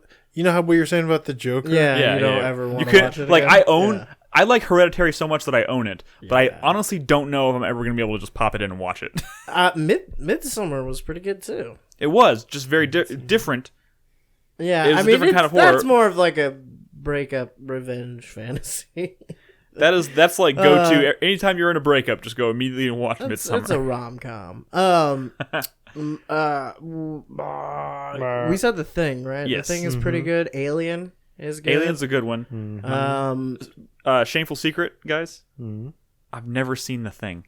Ooh, You should watch dude, it. Like you John really should. Carpenter's The Yeah, Thing? it's a classic, Yeah, it's dude. fucking really good. All right, I need to watch It's that. really good. I do You'll need to like watch it. that. Can I say Mulholland Drive? Sure. I guess so. In that everything that David Lynch does is Sure. kind of fucking weird and scary. You know what? I don't fucking care. I'm gonna say Blair Witch. Oh, I'm sorry, not Blair Witch. the Blair Witch The Project. Blair Witch Project. Yeah. Mostly not Yeah, I not agree. because like I'm super inclined to just sit down and watch it, but like I remember when that movie came out. Like I still remember being a kid and like the marketing for the movie. Like I remember the national conversation about that movie being like, yo, were those kids really fucking dead? Like that was super cool and Yeah. like super effective, and it's something that you just are never gonna get again. And you know? and even as someone who I wasn't really privy to like a lot of a lot of what you just discussed, like having watched just having watched the movie in general, I feel like it's one of the most unique and effective, like bone-chilling movies Well, I've ever and like seen. we were kids too when it came out, so Yeah. there was still that like lack of understanding of the world of like, oh, I really believe that like adults would just go watch a movie of people being murdered Yeah. in the woods. What is wrong with Like, you guys? Yeah, I still think The Shining's really great. The Shining, Shining is good. Oh, I never think of The Shining on horror movie questions because it's such a like. Kubrick first. Have you seen the trailer? It's such a For like, Dr. Sleep? Yeah. Oh, Doctor Sleep looks weird. It's such think a. it was Have you pretty seen good. the second trailer? Oh wait, is that what you said? Yeah. The first trailer. Oh, like watch a recent Oh, I trailer. haven't seen the new Oh ones. Yeah. God, watch a recent trailer. I am not watching that Oh, movie. it It looks doesn't- completely stupid. I mean, the idea. Watch a of, I know. recent I trailer watched. I saw going the for trailer. it. I saw it at the movies Joker, last I think, week. had the second trailer. I thought it looked pretty cool. I'm I excited didn't for see it. with like the kid and Yeah. Oh, okay. Yeah, I don't know. I'm pretty stoked for I'm it. worried about it. Sure.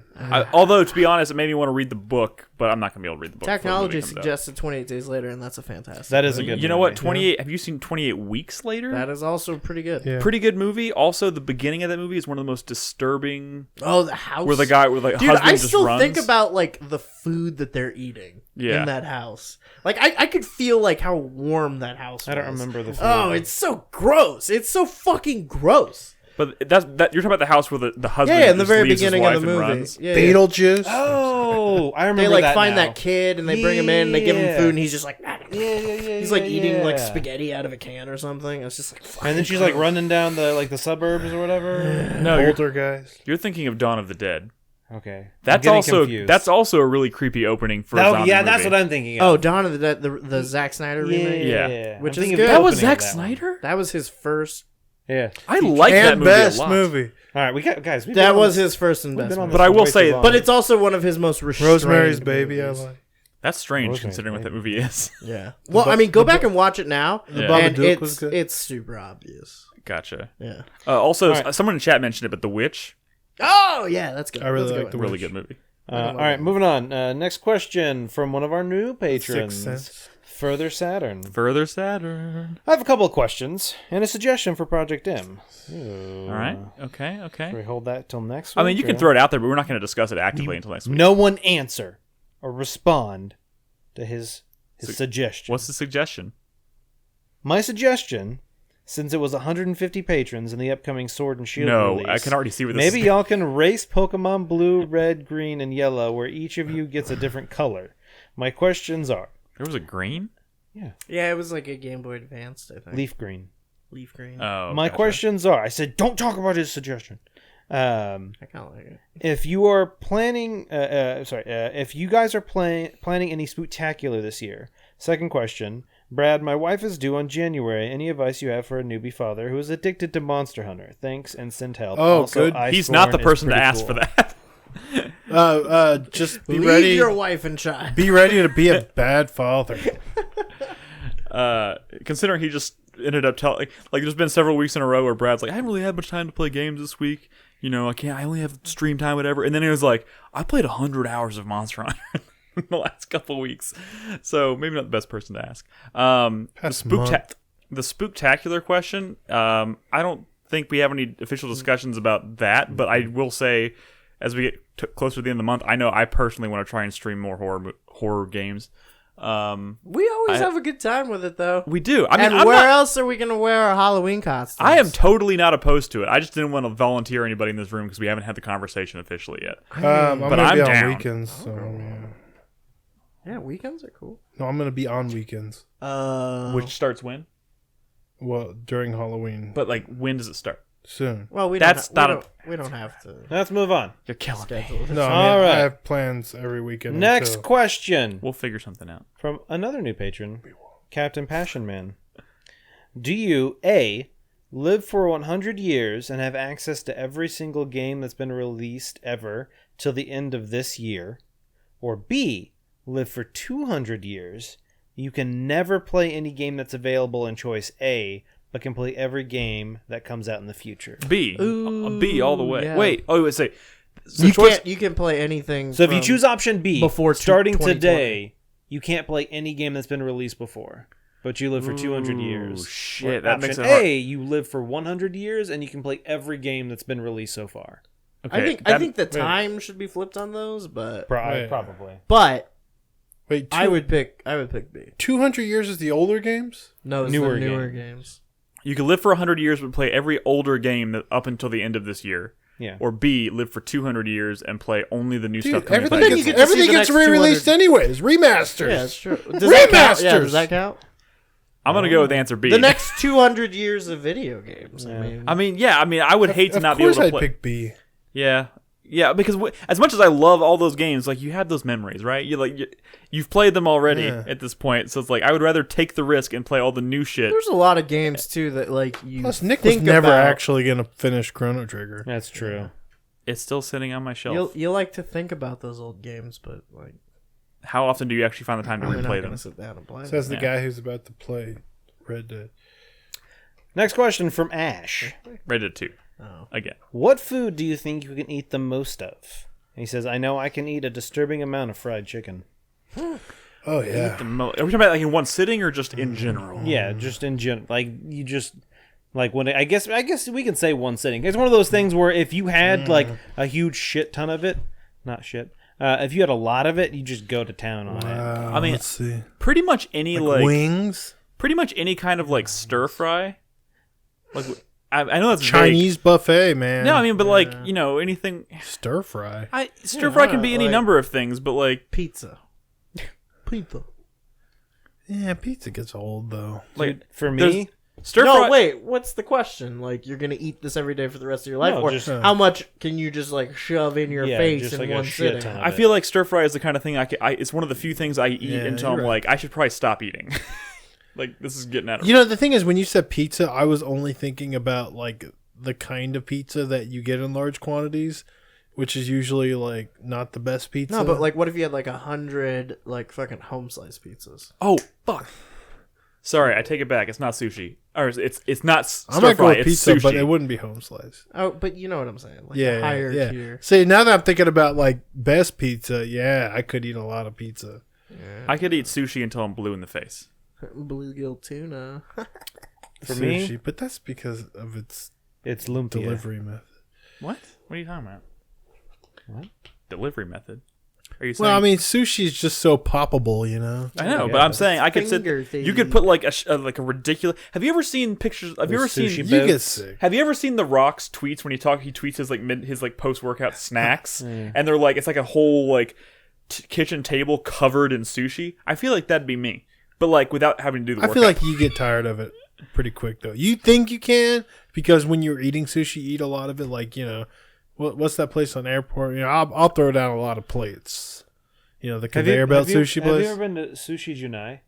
Which one's that one? They have an all you can eat sushi for like $30. that sounds dangerous. That sounds real dangerous. Well, there It's you go, fucking Nick. di- That's your dream. It's delicious. No, I'm talking That's about. your It's, dream. is it delicious? Is Yeah. it good sushi? Yeah, My that's concern pretty is good. that $30 for all you hold can on. eat sushi So can't I be will good say sushi. they limit you on certain things.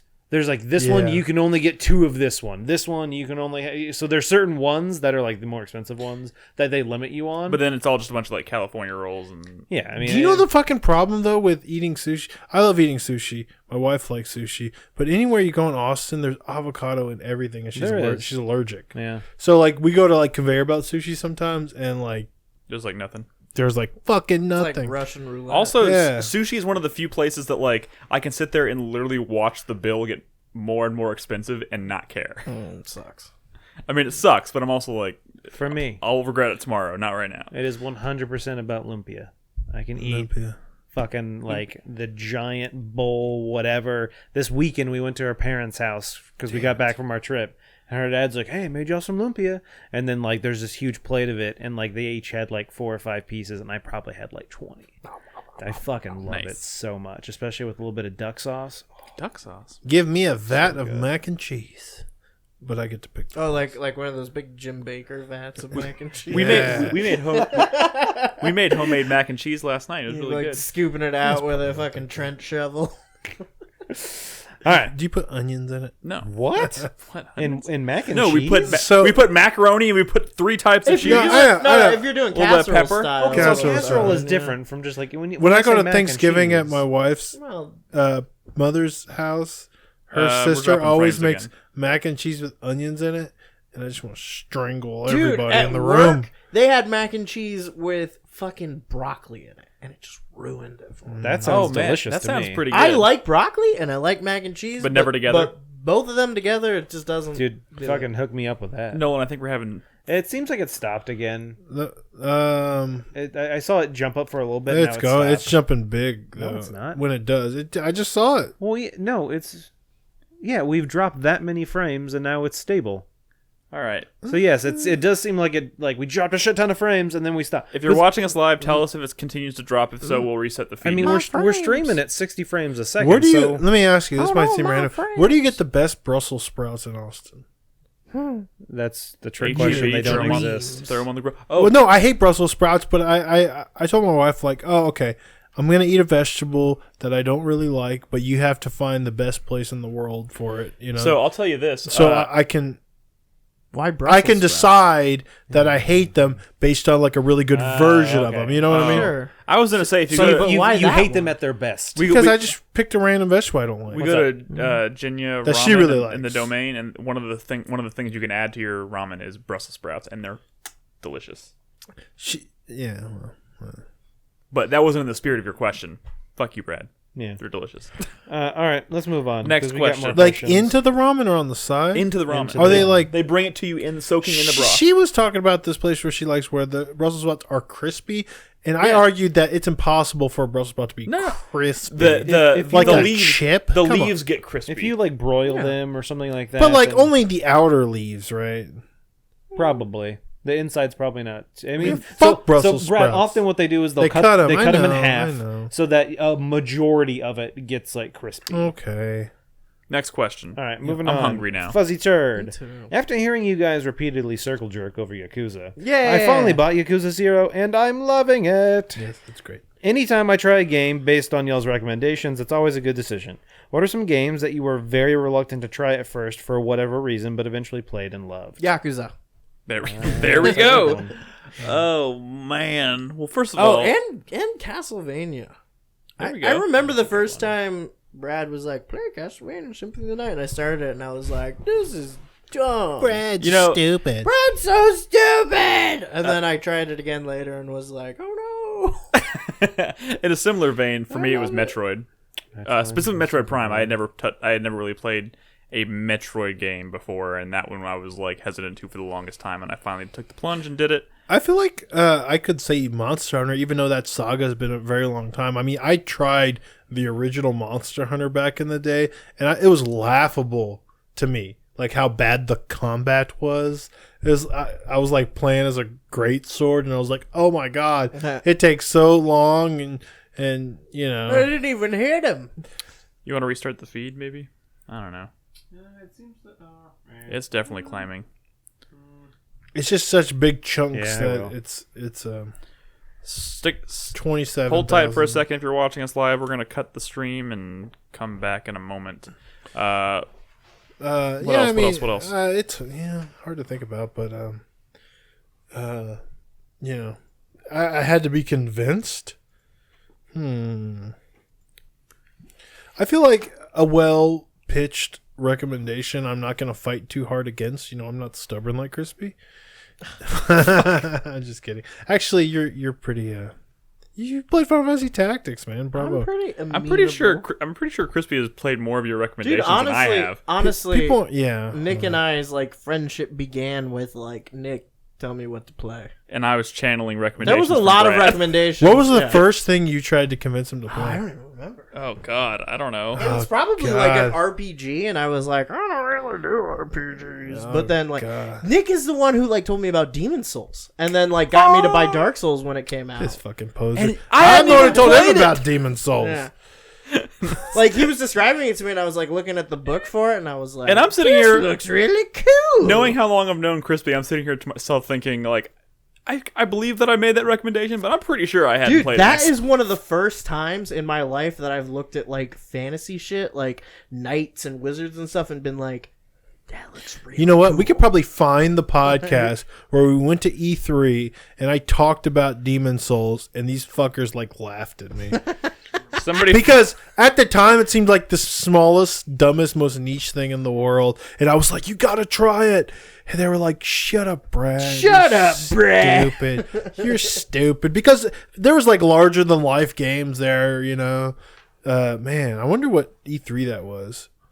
I mean, I would have It was to the have been- shield. It was the shield. I knew immediately it was something special after 5 minutes on that kiosk because of the with shield. the shield. Yeah, The- because and the- no other game did it. Not the parry. Just Oh, just, like, just the holding fact it. that like Oh, that it's like an how much active- movement you have with your shield up. You know, like games didn't use shields like that Right. before. You can and- either like stop and block. Or And it's always been about the shields for me, and that's why when I tell people I didn't like the fact that you didn't have a shield in Bloodborne, it's like oh, but it's like hard now. You know, you were relying on the shield. No, I didn't. Wasn't relying on the shield. I loved the shield. I play Lance in Monster Hunter, you know, which is an enormous shield. I will say this. Being able to stuff a Diablos is everything. There's a Monster Hunter YouTuber that I watch that like his whole recurring bit is that Sword and Shield is the only is like the only good thing, and everything else is just competing for second. It's really powerful now, like with the new Iceborne changes. But like not just in Monster Hunter, like other games too. Like he does a bunch of D&D shit, and he's like, "Be a paladin, you can use a sword and shield." Yeah. Like, I kind of want to try some Sword and Shield. I feel like one of my one of the games that for me is literally Dark Souls. Like I was so hesitant to, mostly because of all the Charge Blade is a sword and shield, and you could just turn it into a giant Charge axe. Blade is fucking dope because Yeah. of it too. Sorry, what were you saying, Nick? I was just saying, like, Dark Souls is probably a game that I was really hesitant to actually give a chance because I had heard so much about it being difficult that I was like, I can't do that. I can't. That's not a game I can play and finish or anything like that. And I finally caved and did it, and I'm so happy I did because that game is incredible. All right, we have some other questions here. This motherfucker told you about Demon Souls. Well, I didn't know. He should have you- just I gave didn't me know your you number. did that, Brad. I probably should have. Fuck you, Crispy. Why didn't you know me? Who is this guy? This is fucking Schmuck. Why is he texting me? Why is he recommending me all his favorite games? This is weird. All right, Nolan is working on trying to fix our internet issue, so I'm going to read the next question from Mr. Scorpion. He says, what game would you be the most excited to go out and purchase almost immediately if they remastered or remade it? Ooh, Demon I feel like Souls? we got this recently. Secondary question, if Brad is on the podcast this evening, which version is best for a first playthrough of Final Fantasy Tactics, the PS1 or the PSP remake? People ask me about this a lot. Those aren't the only versions, honestly. It's complicated. That's what I'll say. I would play some version of War of the Lions, Which was the PSP, which is the. originated on the PSP. That's the version that I played, and I really liked it. I will say I would. Let me rephrase. I would play some version of the War of the Lions script. There are ways to. There's a lot of ways you can kind of like. You know what? I gotta keep it simple. If you have a Vita, play War of the Lions. If you have a mobile device, there's a version on mobile that is a really good version because it is basically War of the Lions, but they fix the slowdown issues. The problem is I don't want you playing that on a phone on a fucking touchscreen. If you can figure out a way to get that version onto like a television screen or like something decent like a Vita or a Switch through whatever your means are, like play it like that.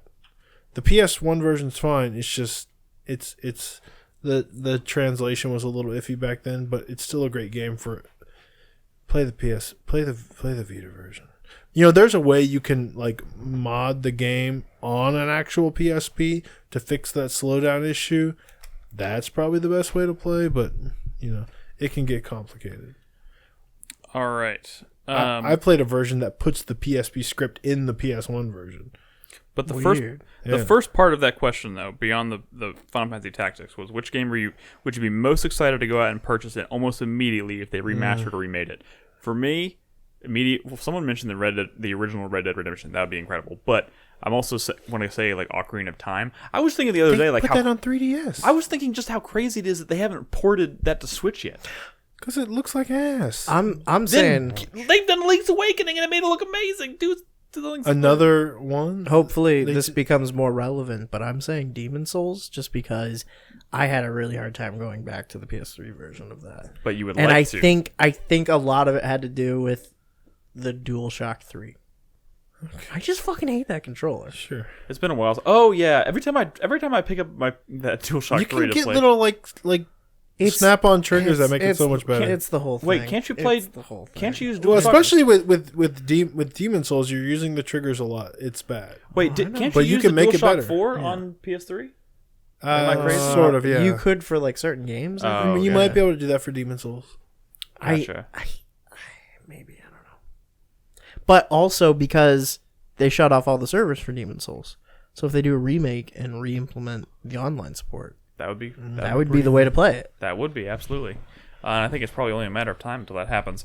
I had another answer and I forgot what it was. Oh no, they're dropping again. Anyway, My frames. we're almost done. We might have to cut the stream for the remainder of the podcast. I dropped on my frames. If Windlefer is here, he's gonna be really upset because he won't be able to hear his supporter spotlight. Oh no, he couldn't get it last week either. Yeah, We'll just have to Oh, no. download it'll be on the show though. I can promise you that. Well, is it unstable? You could lower the bitrate. I did. Oh, Well, looks like bigger issues. I mean, what do you mean you set the frame rate, bit rate to 10? well, 12. like They can still hear us. Like what? 1500. All right, I can drop it a little more. Or, I I mean- dropped it from 3,000 to 2,000. I can drop it Okay. to half of what it was. and we Well, I can see mean what that's happens. why I asked, because if it's unstable, then that's not even the issue, really. All right. Last question from our supporters on Patreon, and I'm not sure I understand the question. Don Dolan asks, "Fuck, marry, or stake your top 3 vampires?" Oh, kill stake to kill. Yeah. Right. Top 3 vampires. Yes. So you want us to pick our top 3 vampires and say which ones we'd like to fuck, marry, or kill? Yes. Just in media. In That general? does kind of Correct. like Make it hard. defeat the Yeah, purpose defeat the of purpose. fuck, marry, kill. Yeah, right? it does. Favorite completely. vampires? Why does it defeat the purpose? All right, Well, fuck, because marry, the whole kill. point of fuck, marry, kill is I'm giving you a limited selection. We'll let what do Nick- you do with it? Not Oh, gotcha. every vampire that's ever Yeah. existed. All right, well, how about He's like, this? I'm gonna marry Buffy. You know, No, She's not a She's vampire. not a vampire, bitch. vampire. How about we pick our how 3? dare you, Brad? She probably became one. Let's at some just point. pick. She did not. No. Let's just pick. Never. Let's just pick 3 vampires collectively. Uh-huh. I'm gonna go ahead and throw into the ring Bill from True from Blood. True. I've never seen True Blood, Just think for a second. Sucker. I've never seen True Blood, so I don't know what you're talking about. I'm sorry. That was Suki. the way Crispy just said that was. Suki. I want to kill Suki. Okay, no. She's not a vampire though. Wait, or does she become a vampire? No, she's like a fairy. She's a isn't fairy. Yeah. I want to kill Bella. I was gonna throw the vampires. Okay. She's a vampire. If you throw the Twilight vampires in, that eliminates one real quick because those are the ones you Yes, kill. Am I exactly. right? Am I Yes. right? Am I right What or about marry or kill? Sorry, marry. Kristen Stewart's been going through kind of like a Reinvention? Yeah, Yeah, reinvention. she has and been. been in a lot of good stuff. Celine. Celine from Underworld? That's an easy one too. Yeah. That's a I thought her That's a character's name was Kate Beckinsale. I've never seen an Underworld. well. The first one's pretty The good. first one is pretty good. It's Kate Beckinsale. Let's Yeah. just- The second one's not very The good. But I watched structure of it. this question sucks. Like, essentially, Kate Beckinsale. Someone needs to pick 3 vampires. Okay, Dracula, Okay. Blackula, Which Dracula? and Which Dracula? Gary Oldman? Nosferatu. God damn it. I want to fuck Gary Oldman. Wait, how come you wanna didn't say Blade? Fuck Nosferatu. Well, because technically he's a vampire. Oh A my! daywalker is not a vampire. He doesn't count. Ah, he counts. Yeah, that's not fair to Alucard from Daywalkers. Symphony of the Night. Alucard from Helsing. And I'm sure there's a third. And Blackula. Black. I want to marry Eddie Murphy from Vampire in Brooklyn.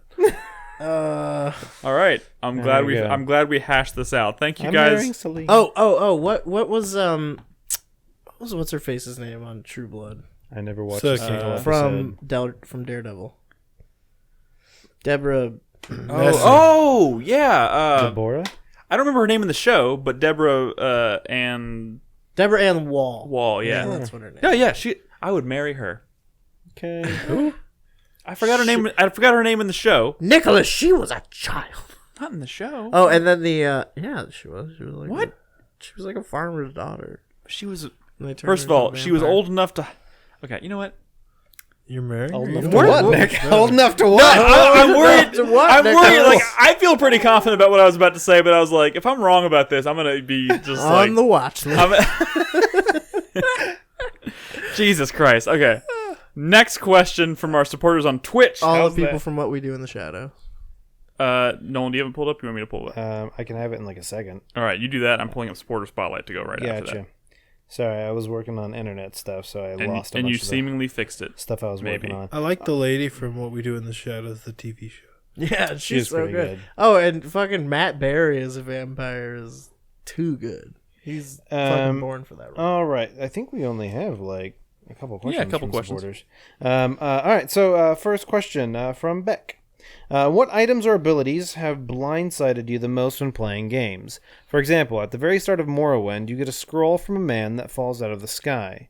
Once you use it, you can jump thousands of feet into the air, likely to your death. That is like an extreme scenario. Like I feel like there's almost like just hearing that description, I was like, I can't think of a single thing in a game that's been that crazy. What's the question? What's the Apparently, this skill or question ability that blindsided Brad. What's a skill or ability? Something you got in a game that like From the same game, the Boots of Blinding Speed. They're all, Which blind you, but you or run if you super want fast. to, or if you want to stick with the Running boots faster theme, than light. winged boots from Castlevania, right? Harmony of Despair. Despair, yeah. Um, It was all about the Sonic boots. I mean, come on. The winged boots Oh! was the old meta. I know. I got one. This happened quite literally with all of us in the same room together at our spooktacular last year when we were playing Persistence. The gun, the gravity gun, yeah. where in your VR and you grab them with the gun, but you have to like use your head to like that was like slamming them into walls. That is like I've never been so shocked by a thing. Just that came out of left field for me. That was awesome. I still need to play that. That's pretty good. Trying to think, ability or item. Blindside, you mean Just caught you off guard. like I don't know how to do this, or like I'm surprised this is in this game because I mean, Symphony of the Night when I found out that they had those spells because I didn't know that for a while, Yeah. and then I found out that you could do like the Hadouken shit. And, Yeah. and I was like, what the fuck? Ripper mode. We'll never let you live From that Metal one Gear down. Rising Revengeance. That's fucking Blindsided the shit out of me when I found out that exists. after you finish the game. Yep. Any other answers? All I can think of. All right, let's move on. From Count Tacula. What's a song you love that has, in some form or another, gotten a rendition that you absolutely hate? Ooh. So anything Kids Bop. I just found this the other day. Every Actually, I was looking commercial up. video game trailer ever. I was looking up Bob Seger's "Turn the Page." Lovely song. It's one of my go-tos for karaoke, and I found out that Metallica did a version of it, and it's not good. Huh. It's bad. What about? Oh god, I feel like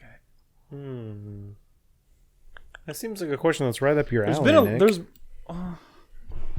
I don't know. All of them. They sound the same. The ending of Gone Home blindsided me. What are we talking about? Shut up, Brad. You're like 2 questions behind, quite literally. You know, Is this just related to video games? No, a version of No. a version of a song. maybe. How about like the mechanical like changes at the end of Brothers?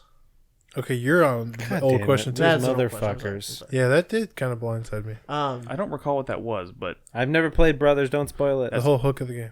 the whole thing. A version of a song that That we- somebody did like a cover of it, and you're like, nope. When Like, you really Johnny like the Cash song. did that Nine Inch Nails song, and you're like, shut up, Johnny Cash. Well, what- I know. I'm gonna try Everybody to. does. I'm gonna try to keep my answer within Trent video Reznor like games. That's fine, Brad. I always think it's crazy that Johnny Cash covered it and it wasn't the other way around. Yeah. Oh, what? Yeah, no. I was- listen to it. I mean, it's yeah. He was kind of in that period, I guess. But I can't think of There's anything.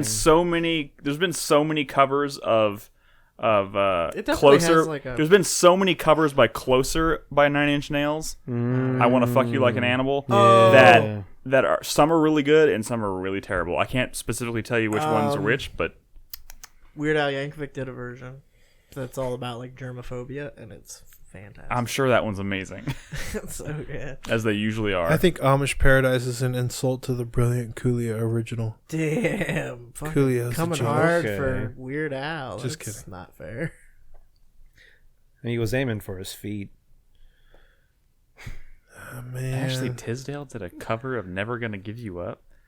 There's so much wrong with it. Yeah. I've seen this in video I don't really games know where enough I've about seen like music. rearrangements, and it's kind of like bummed me out. Like honestly, there's been a lot of versions of like Bloody Tears in like later Castlevania games, but I think nothing compares to the original Bloody Tears, which was on a goddamn NES.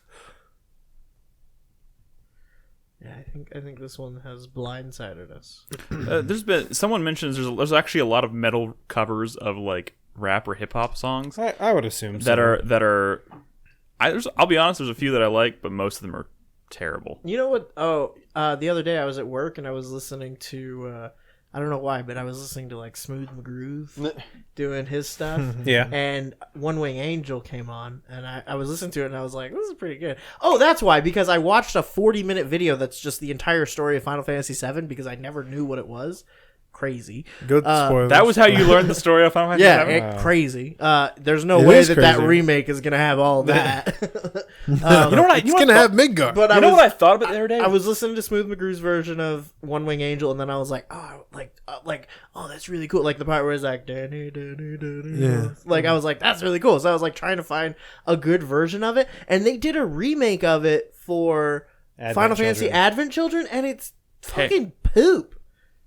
It Yeah. sucks. like the movie. Someone brings up "Smooth Criminal" by Alien Ant Farm. That's funny. That's funny. Oh my god, That is funny. Middle school. Yeah. Oh God. That's a fine cover. Are you okay? Are you okay? That was really Jesus Christ, dude. popular. There was something I was gonna interject and I forgot what it was. I'm Oh sorry. God. He was talking about being at work and he was listening to Smooth McGrew. There's so many bad Final covers in Fantasy like VII. trailers Oh. for video games. These I was days, thinking like about- Call of Duties and shit that was- have like bad covers. Shut up, Brad. He's gonna lose it. I was thinking about the Final Fantasy VII remake, right? And we were talking about like, what if we're talking about why are they not mentioning episode 1 or whatever? And I was like, what if? Because you've seen footage of like him meeting Sephiroth in Midgar. And I'm Yeah. like, what if literally this remake The whole is them taking the story. whole story and telling it all within the confines That- of Midgar, and that's all it is. So it doesn't make Oh, any that sense. would be fucking dumb. Yes, That it would be so terrible. doesn't make any sense. That would be terrible. Well, But I'm scared Okay, now. wait. No, don't wait. I'm talking to myself. Okay. So we can proceed. It's fascinating. That's all the questions this week. All right. Thank you guys so much for the questions. We really appreciate it. Again, if you want to leave a question for our next episode, go to patreon.com/4Player. If you support us at any tier, the $1 tier or higher, not only do you bring us closer to reaching our next goal of 175 patrons, you can ask us anything you want on every podcast. So we'll answer pretty much anything. So check that out, please. And also, we didn't get a chance to do this last week because my phone was stupid and it died. But we usually do a supporter spotlight.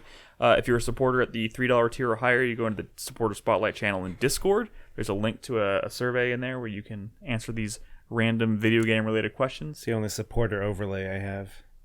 Oh, that works.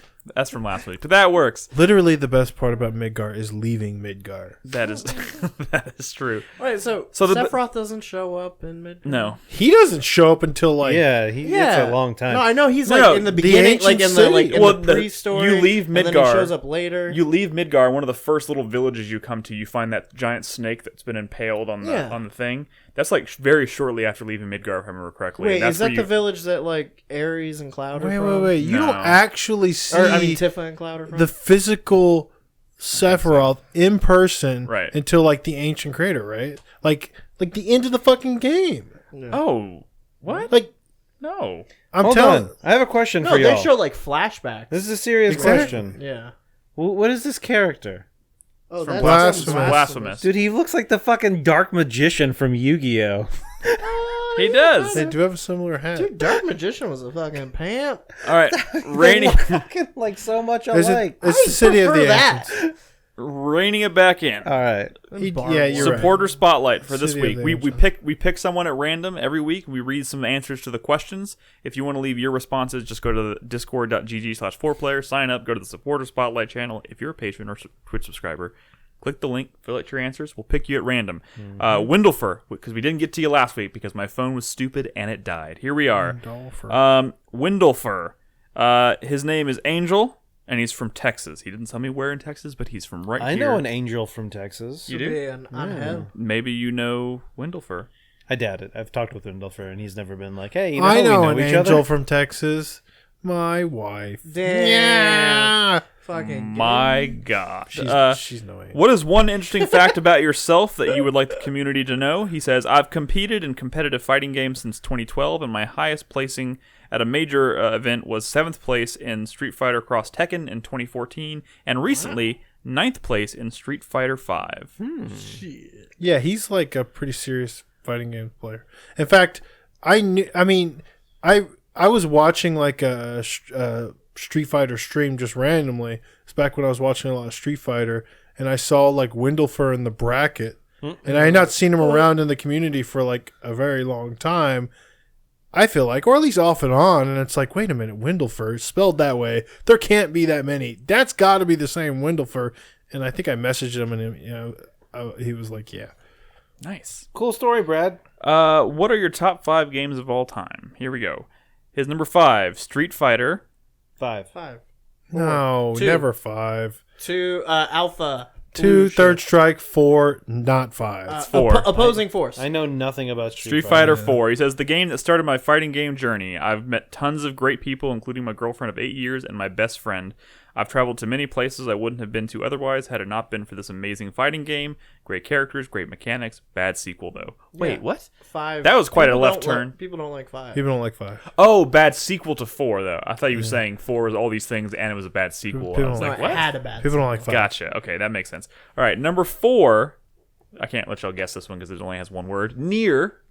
Automata. Near. No, Nier. Near. Period. I guess I could have done that. Yeah, I could have just left an awkward pause. Near. Nier was an amazing experience for me, even if it wasn't that good of a video game. The characters, music, story, with its endings, will forever leave a long-lasting impression on me. Although Automata plays better, I find it very overrated and not as interesting compared to its predecessor. This is why me and Windlefer hunt together. Fuck Because that we fishing. see eye to eye. Fuck that fishing. You've been talking to Yeah, Windlefer. Nier's a piece You've of been shit. influencing him secretly. It sounds like a Brad list. A tomato. Number 3 also sounds like a Brad list. It's a Souls game. What is it?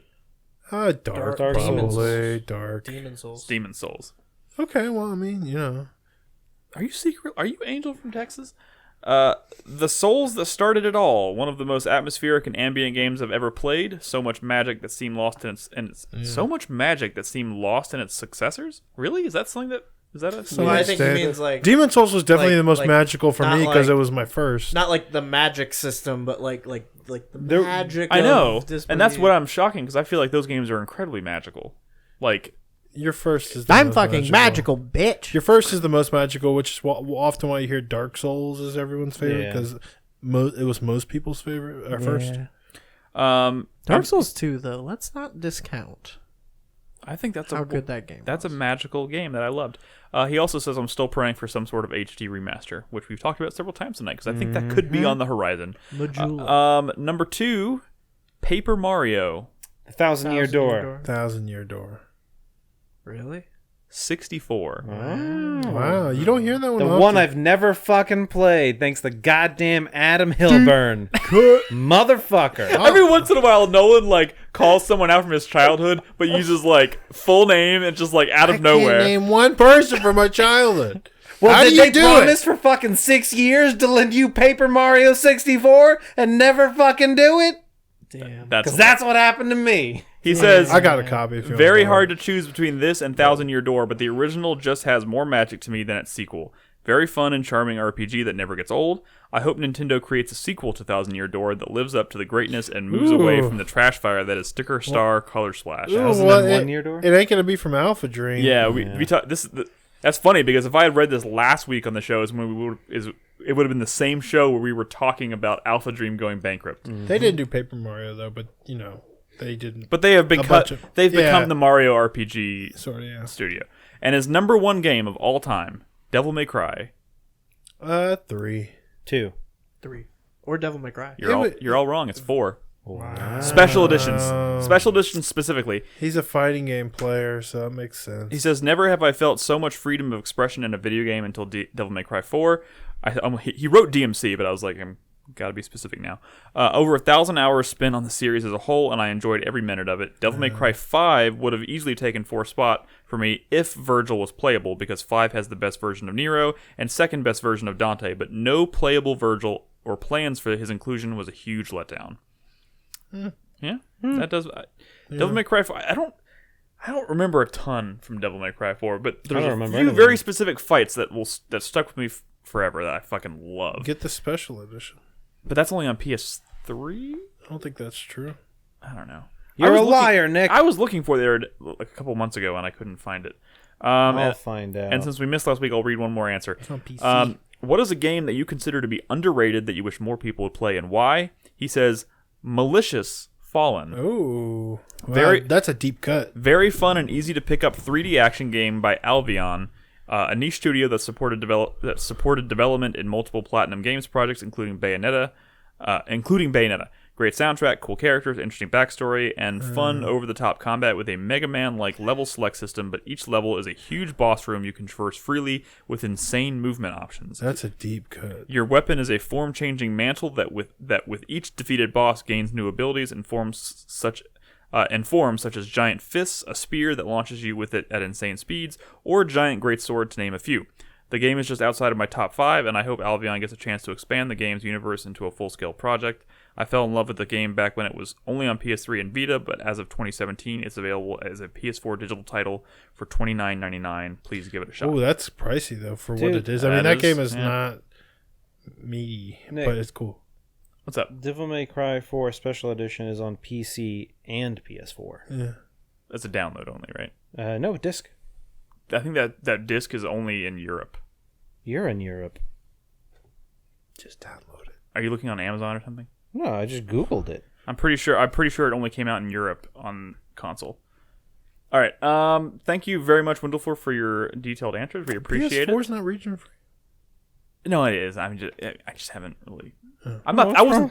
What's wrong with buying a European disc? I wasn't that serious about getting it. It might not be region free. I didn't want to go through the headache, so I'm just saying. That's what I found out when I was looking for it. But anyways, thank you, Wendell, for your detailed responses. We appreciate it. Again, if you want to be it because their discs are in metric? If you want to be on a supporter spotlight on a future episode, just fill out the form. Go to discord.gg/4player. Check out the supporter spotlight channel. Remember, you have to be a Patreon supporter or a Twitch subscriber to access that room. Anyways, let's wrap up the show with the 4-player minute.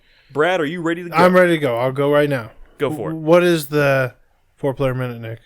We each say our hype, sweat, thank you, fuck you, or any. I got a hype, sweat, thank you, fuck you, and a help me. All right, my thank you. I know what your help is. My thank you is going to go to someone. No, you don't. I don't. It's going to go to someone specific. I don't want to say who it is because he might be sending me a game. I don't want to say what the game is, but you know who you are, and thank you, buddy. I'm not sending you anything.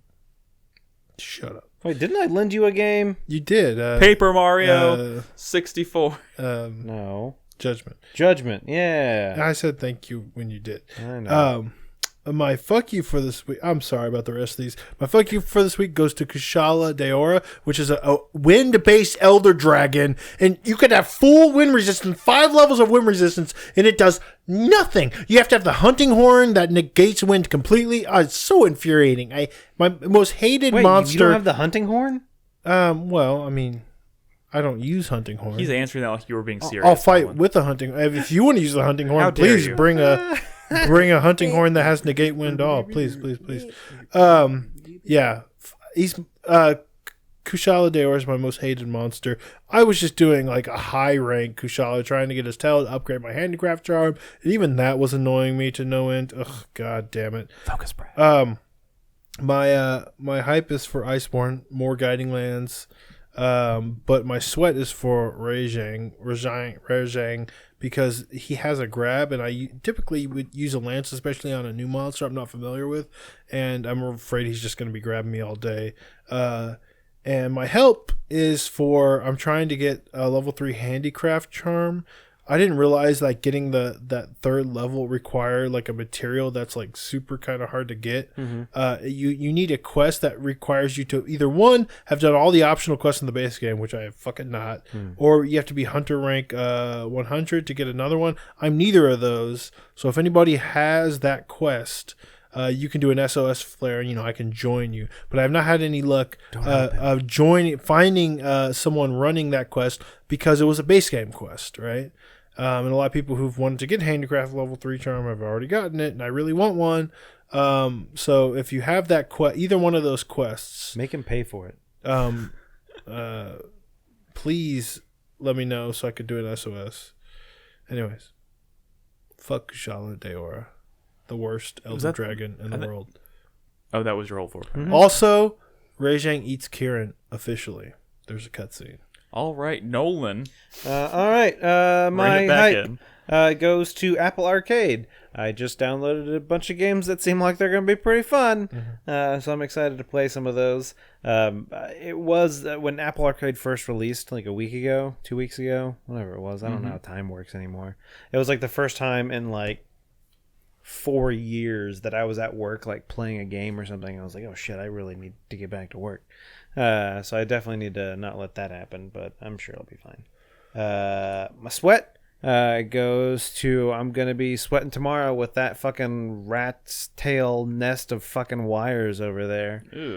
Because I bought a new, like, I don't know what you would call them. It's not like a navigation system. It's a new like display unit for my car. Information Control Center. There you go, one of those. And I'm going to be installing it probably tomorrow. ICC. I don't know when I'm going to finish installing it. Sounds like fun. Maybe Sunday. But yeah, I'm starting tomorrow, so I'm worried. But it has like a bunch of cool like features and wireless Apple CarPlay and Android Auto and a bunch of other shit too. So It has a lot of wires too. well, yeah, I mean, most infotainment systems do. It's just they're hidden. Infotainment. That's what they call it. I don't know. I don't know if that is. I think he just made that up. Yeah.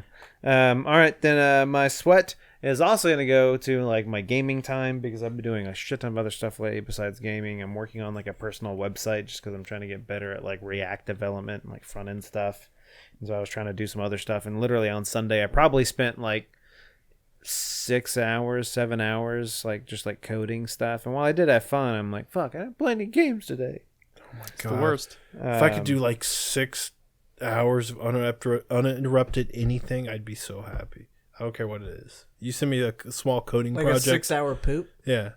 Are you gonna do cobalt bread? Uninterrupted. Just fucking just give me the opportunity to do anything uninterrupted for 6 hours, please God. Like poop? Completely unrelated, but also related to poop. Does anybody know what show or movie it was where someone makes the joke of who shits with the door closed or door open or no door closed? Who shits with the door closed? I don't know what the state of the door is. Like somebody Nick. says something and someone reacts by saying, "What?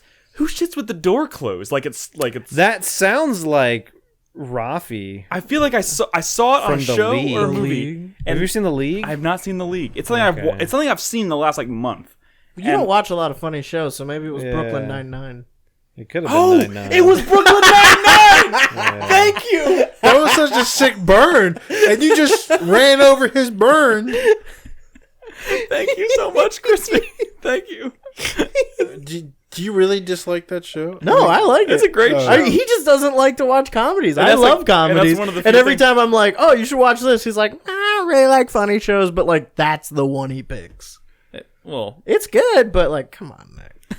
I know. Someone he likes more than you, Crispy, probably recommended it to him. Probably. I'm sorry. Well, it was- Fucking bitch. You'll suck. Is that true? Was it Well, Robin was watching it, so Okay. Wait, you like Robin more than me? Okay. I mean, If Robin voted for a Democrat, would you? I'm trying to find that Crispy. quote, and I'm not You're out of the finding will. it. 4-player I'm trying to find that quote, but I'm not finding it. What? He's paraphrasing. Oh well, yeah. It was Peralta at some point. He was like, "Who shits with the door closed? okay. Who shits with the door closed?" I don't think it would say shit on that show. Yeah. But anyway, also, and so then Maybe my we fuck get Robin to play Max Payne. Fuck off. my fuck you goes to myself because when I was in Niagara Falls, I had a restaurant called the Blind Pig.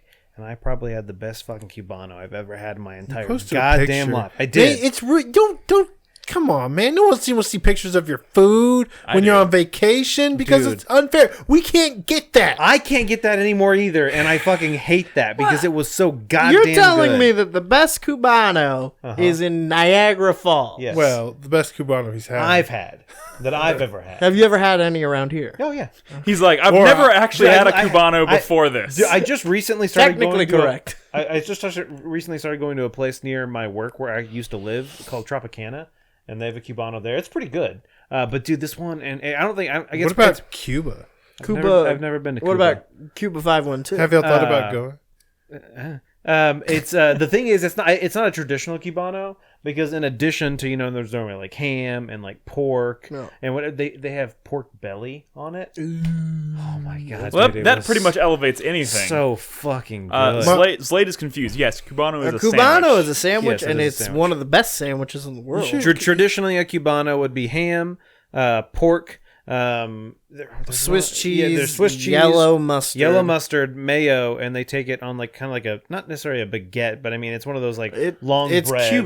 Cuban bread. and then you panini smash it with like a panini maker, slather it in butter, and then and it comes and out. they don't always have mayo, but sometimes they do. Yeah. I don't like the mayo. I don't like the mustard. Should so. consider Really? a I vacation think the to mustard's Cuba. like lit. Well, Oh, I hate long mustard, pickles. We forgot pickles. Oh yeah, thank Gotta you. have I pickles. was thinking one more thing. Pickles. That's what it is. That's My so wa- good. They are delicious. My wife wants to go to Cuba. Sure, it's like a cool place to visit because it's like stuck in time since through the Everything's trade like the embargoes. They 60s, they couldn't get anything like modern, so it's like time traveling. Anyways, That's pretty cool. Cool. Crispy. Oh god. My hype is to actually like start playing Shadowkeep Destiny 2. Yeah. Because everything I've seen so far, which admittedly hasn't been a lot, has been encouraging. And I'm super excited about the fact that they've overhauled armor the way they have, because that was one of my biggest gripes with the game, was that like there was only, a dozen different armors that were viable, but I wasn't like a huge fan of the way they looked, kind of thing.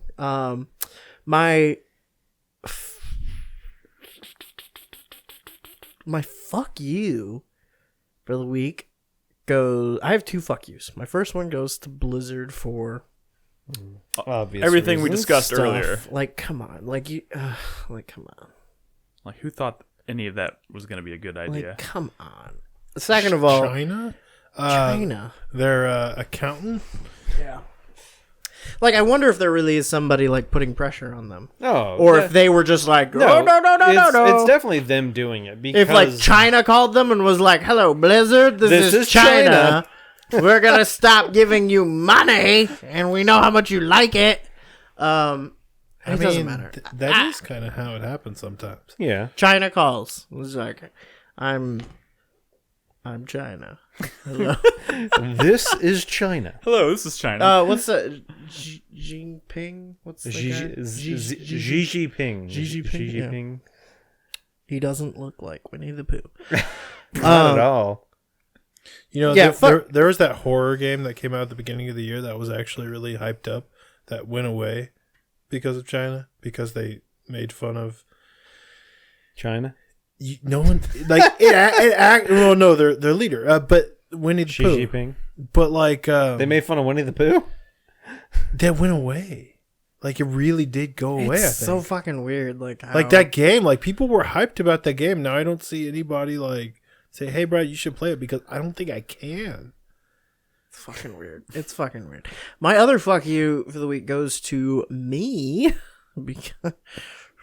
because I I'm at work all day, and then I come home and I like go to sleep, and like I'm not always up to the minute on what's going on. So I kind of like made a BattleNet purchase. and then immediately like went on Twitter and saw the whole thing and was like, "Oh, What did you get off Battle no, I don't have to tell you that. Oh my god! It's right. He doesn't have to tell you I that. don't have to tell you that. You can't make me." And my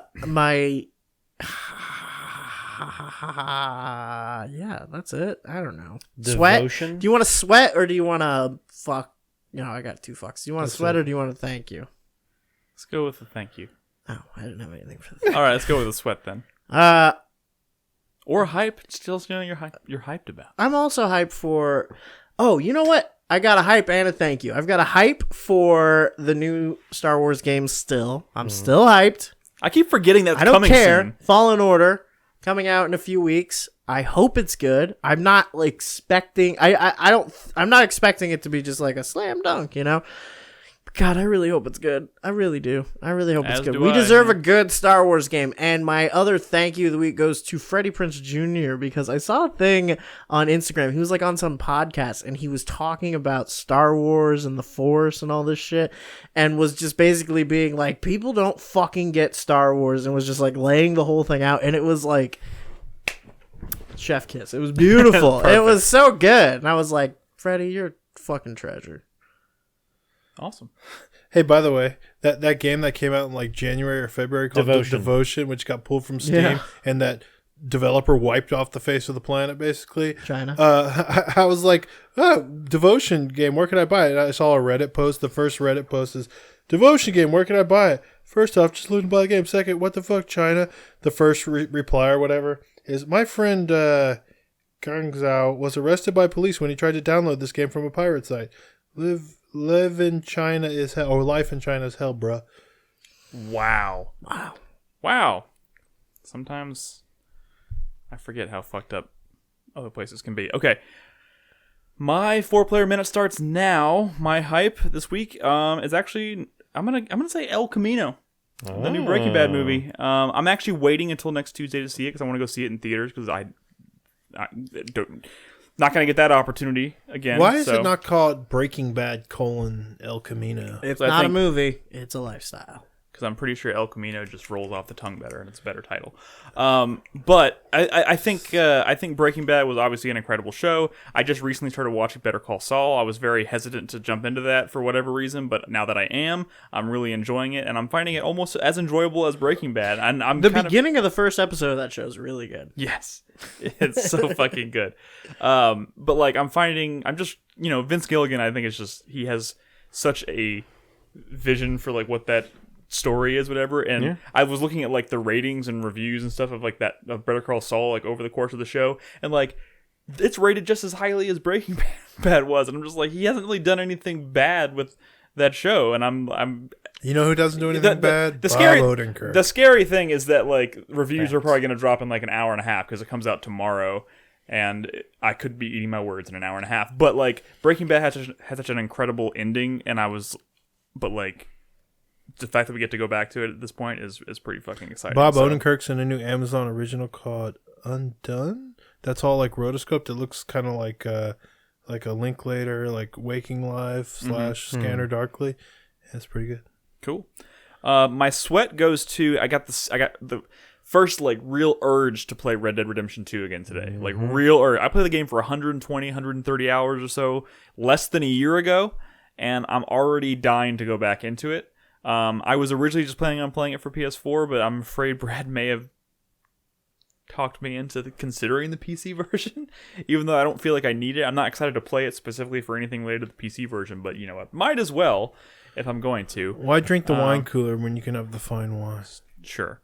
I'll give you that. That's a bad analogy. Listen to me. My thank you this week goes to Chai Tai and his lovely girlfriend Steph, who gifted me and Robin a copy of Tales from the Borderlands when they realized that we hadn't played it. You losers. So Robin and I are going to be trying to find time to play that soon. So thank you guys very much for saying that. Was very kind of you. You're going to feel so dumb. They even like sent a physical copy. You're going to feel so dumb. You're going to be singing the intro songs like fucking Crispy. I know. I'm sure on this goddamn podcast. I'm sure it's going to be great. But like, seriously, that was such a kind gift. We really appreciate it. And my fuck you of the week goes to me because I let myself... Don't judge me, guys. Don't judge me. I let myself get back into The Walking Dead. I thought you were gonna say Smallville, like the dude in chat. I watched the entirety of season 9, the last season of The Walking Dead, over the course of the last week. Why? And it was a good season. I mean, Like, at least a you good didn't season of the show. At least you didn't fucking start over or something. No, that would have been no, awful. no. I just let myself catch back up, and this last season was actually really good, kind of a return to form for the show. I haven't felt this way about it since like season 3 or 4. So I got really into it. Fuck me for letting that happen. How come none of y'all are into all those DC shows on television? I usually watch good TV. So. There you go. There's that. Snap. I will say All those DC shows I was are on into their fucking streaming platform. I will say that my like guilty pleasure of late TV shows is The Rookie. But with Nathan Fillion. Yeah. Apparently, Alan Tudyk. I was thinking of the baseball movie. Of course. They've got fucking Brandon Routh coming back as Superman. I didn't hear about Yeah, it. And Tom Welling. And That's why I brought it up. 'Cause I And, thought maybe you'd also find that fucking interesting. Lois Lane. no, fucking Bruce Wayne is gonna be played by Michael. Oh, fucking your boy whose name you're not. Kevin Conroy. Kevin Conroy. Who's- Thank I you. definitely remember. Wait, really? That's cool that he's actually gonna Yeah, be he's in. gonna be an Yeah. old version. That's of like Bruce the Wayne. whole, some people who wanted who's the Nathan Drake to play him in something. Nathan Nathan Fillion. Fillion to play. Well, not Nathan Fillion, the Oh, voice actor. Nolan North. Nolan Yeah. North. Anyways, that's our show tonight, guys. Thank you so much for watching / listening. We really appreciate it. Join us again next Thursday night for another episode. Reminder, we're going to be talking about Project M next week on the show or in the second segment. So if you have any ideas you want to pitch, make sure you do it between now and next Thursday. Go to discord.gg/4player. If you want to support us, go to patreon.com/4player. And of course, you can find all of our podcasts on 4playernetwork.com and on all the streaming services, Spotify, iTunes, or whatever the fuck that's called now. I don't know. I can't believe they had a show called The Adventures of Lois and Clark. But you've seen it, Is right? Dean I've seen Cain it. going to be on? I've seen it. It's People don't like Dean Cain, Well, right? yeah, He's too because fucking he's hardcore Republican. Republican. Okay. It's just, I just like looking back at it. I'm like, who fucking Dude, my pitched that? parents watched that. Dude, show. I watched it when I was Yeah. a kid, but still, like, Our who was in family that watched it. room? That it was- was like, let's make a Superman TV show. When I was Well, let's call but it it's- The Adventures of because Lois it's not and really Clark. about. It's like about their I relationship. understand. And when I was younger, my family's Dean Sunday Cain. nights was we'd sit on the couch watch Adventures of. Was Lois it and at Clark. all supposed to be a play on Lewis and Clark? yes, of course. That's the fucking point. Which But confused the why? shit out of me when I was a kid. Yes, thank you. I was confused. In How are fucking those school related? When Alright. I was like, wait, Lewis? They're not. All right, I'm closing Their this. names kind of sound. I'm closing this podcast out. Good night, everybody. Bye.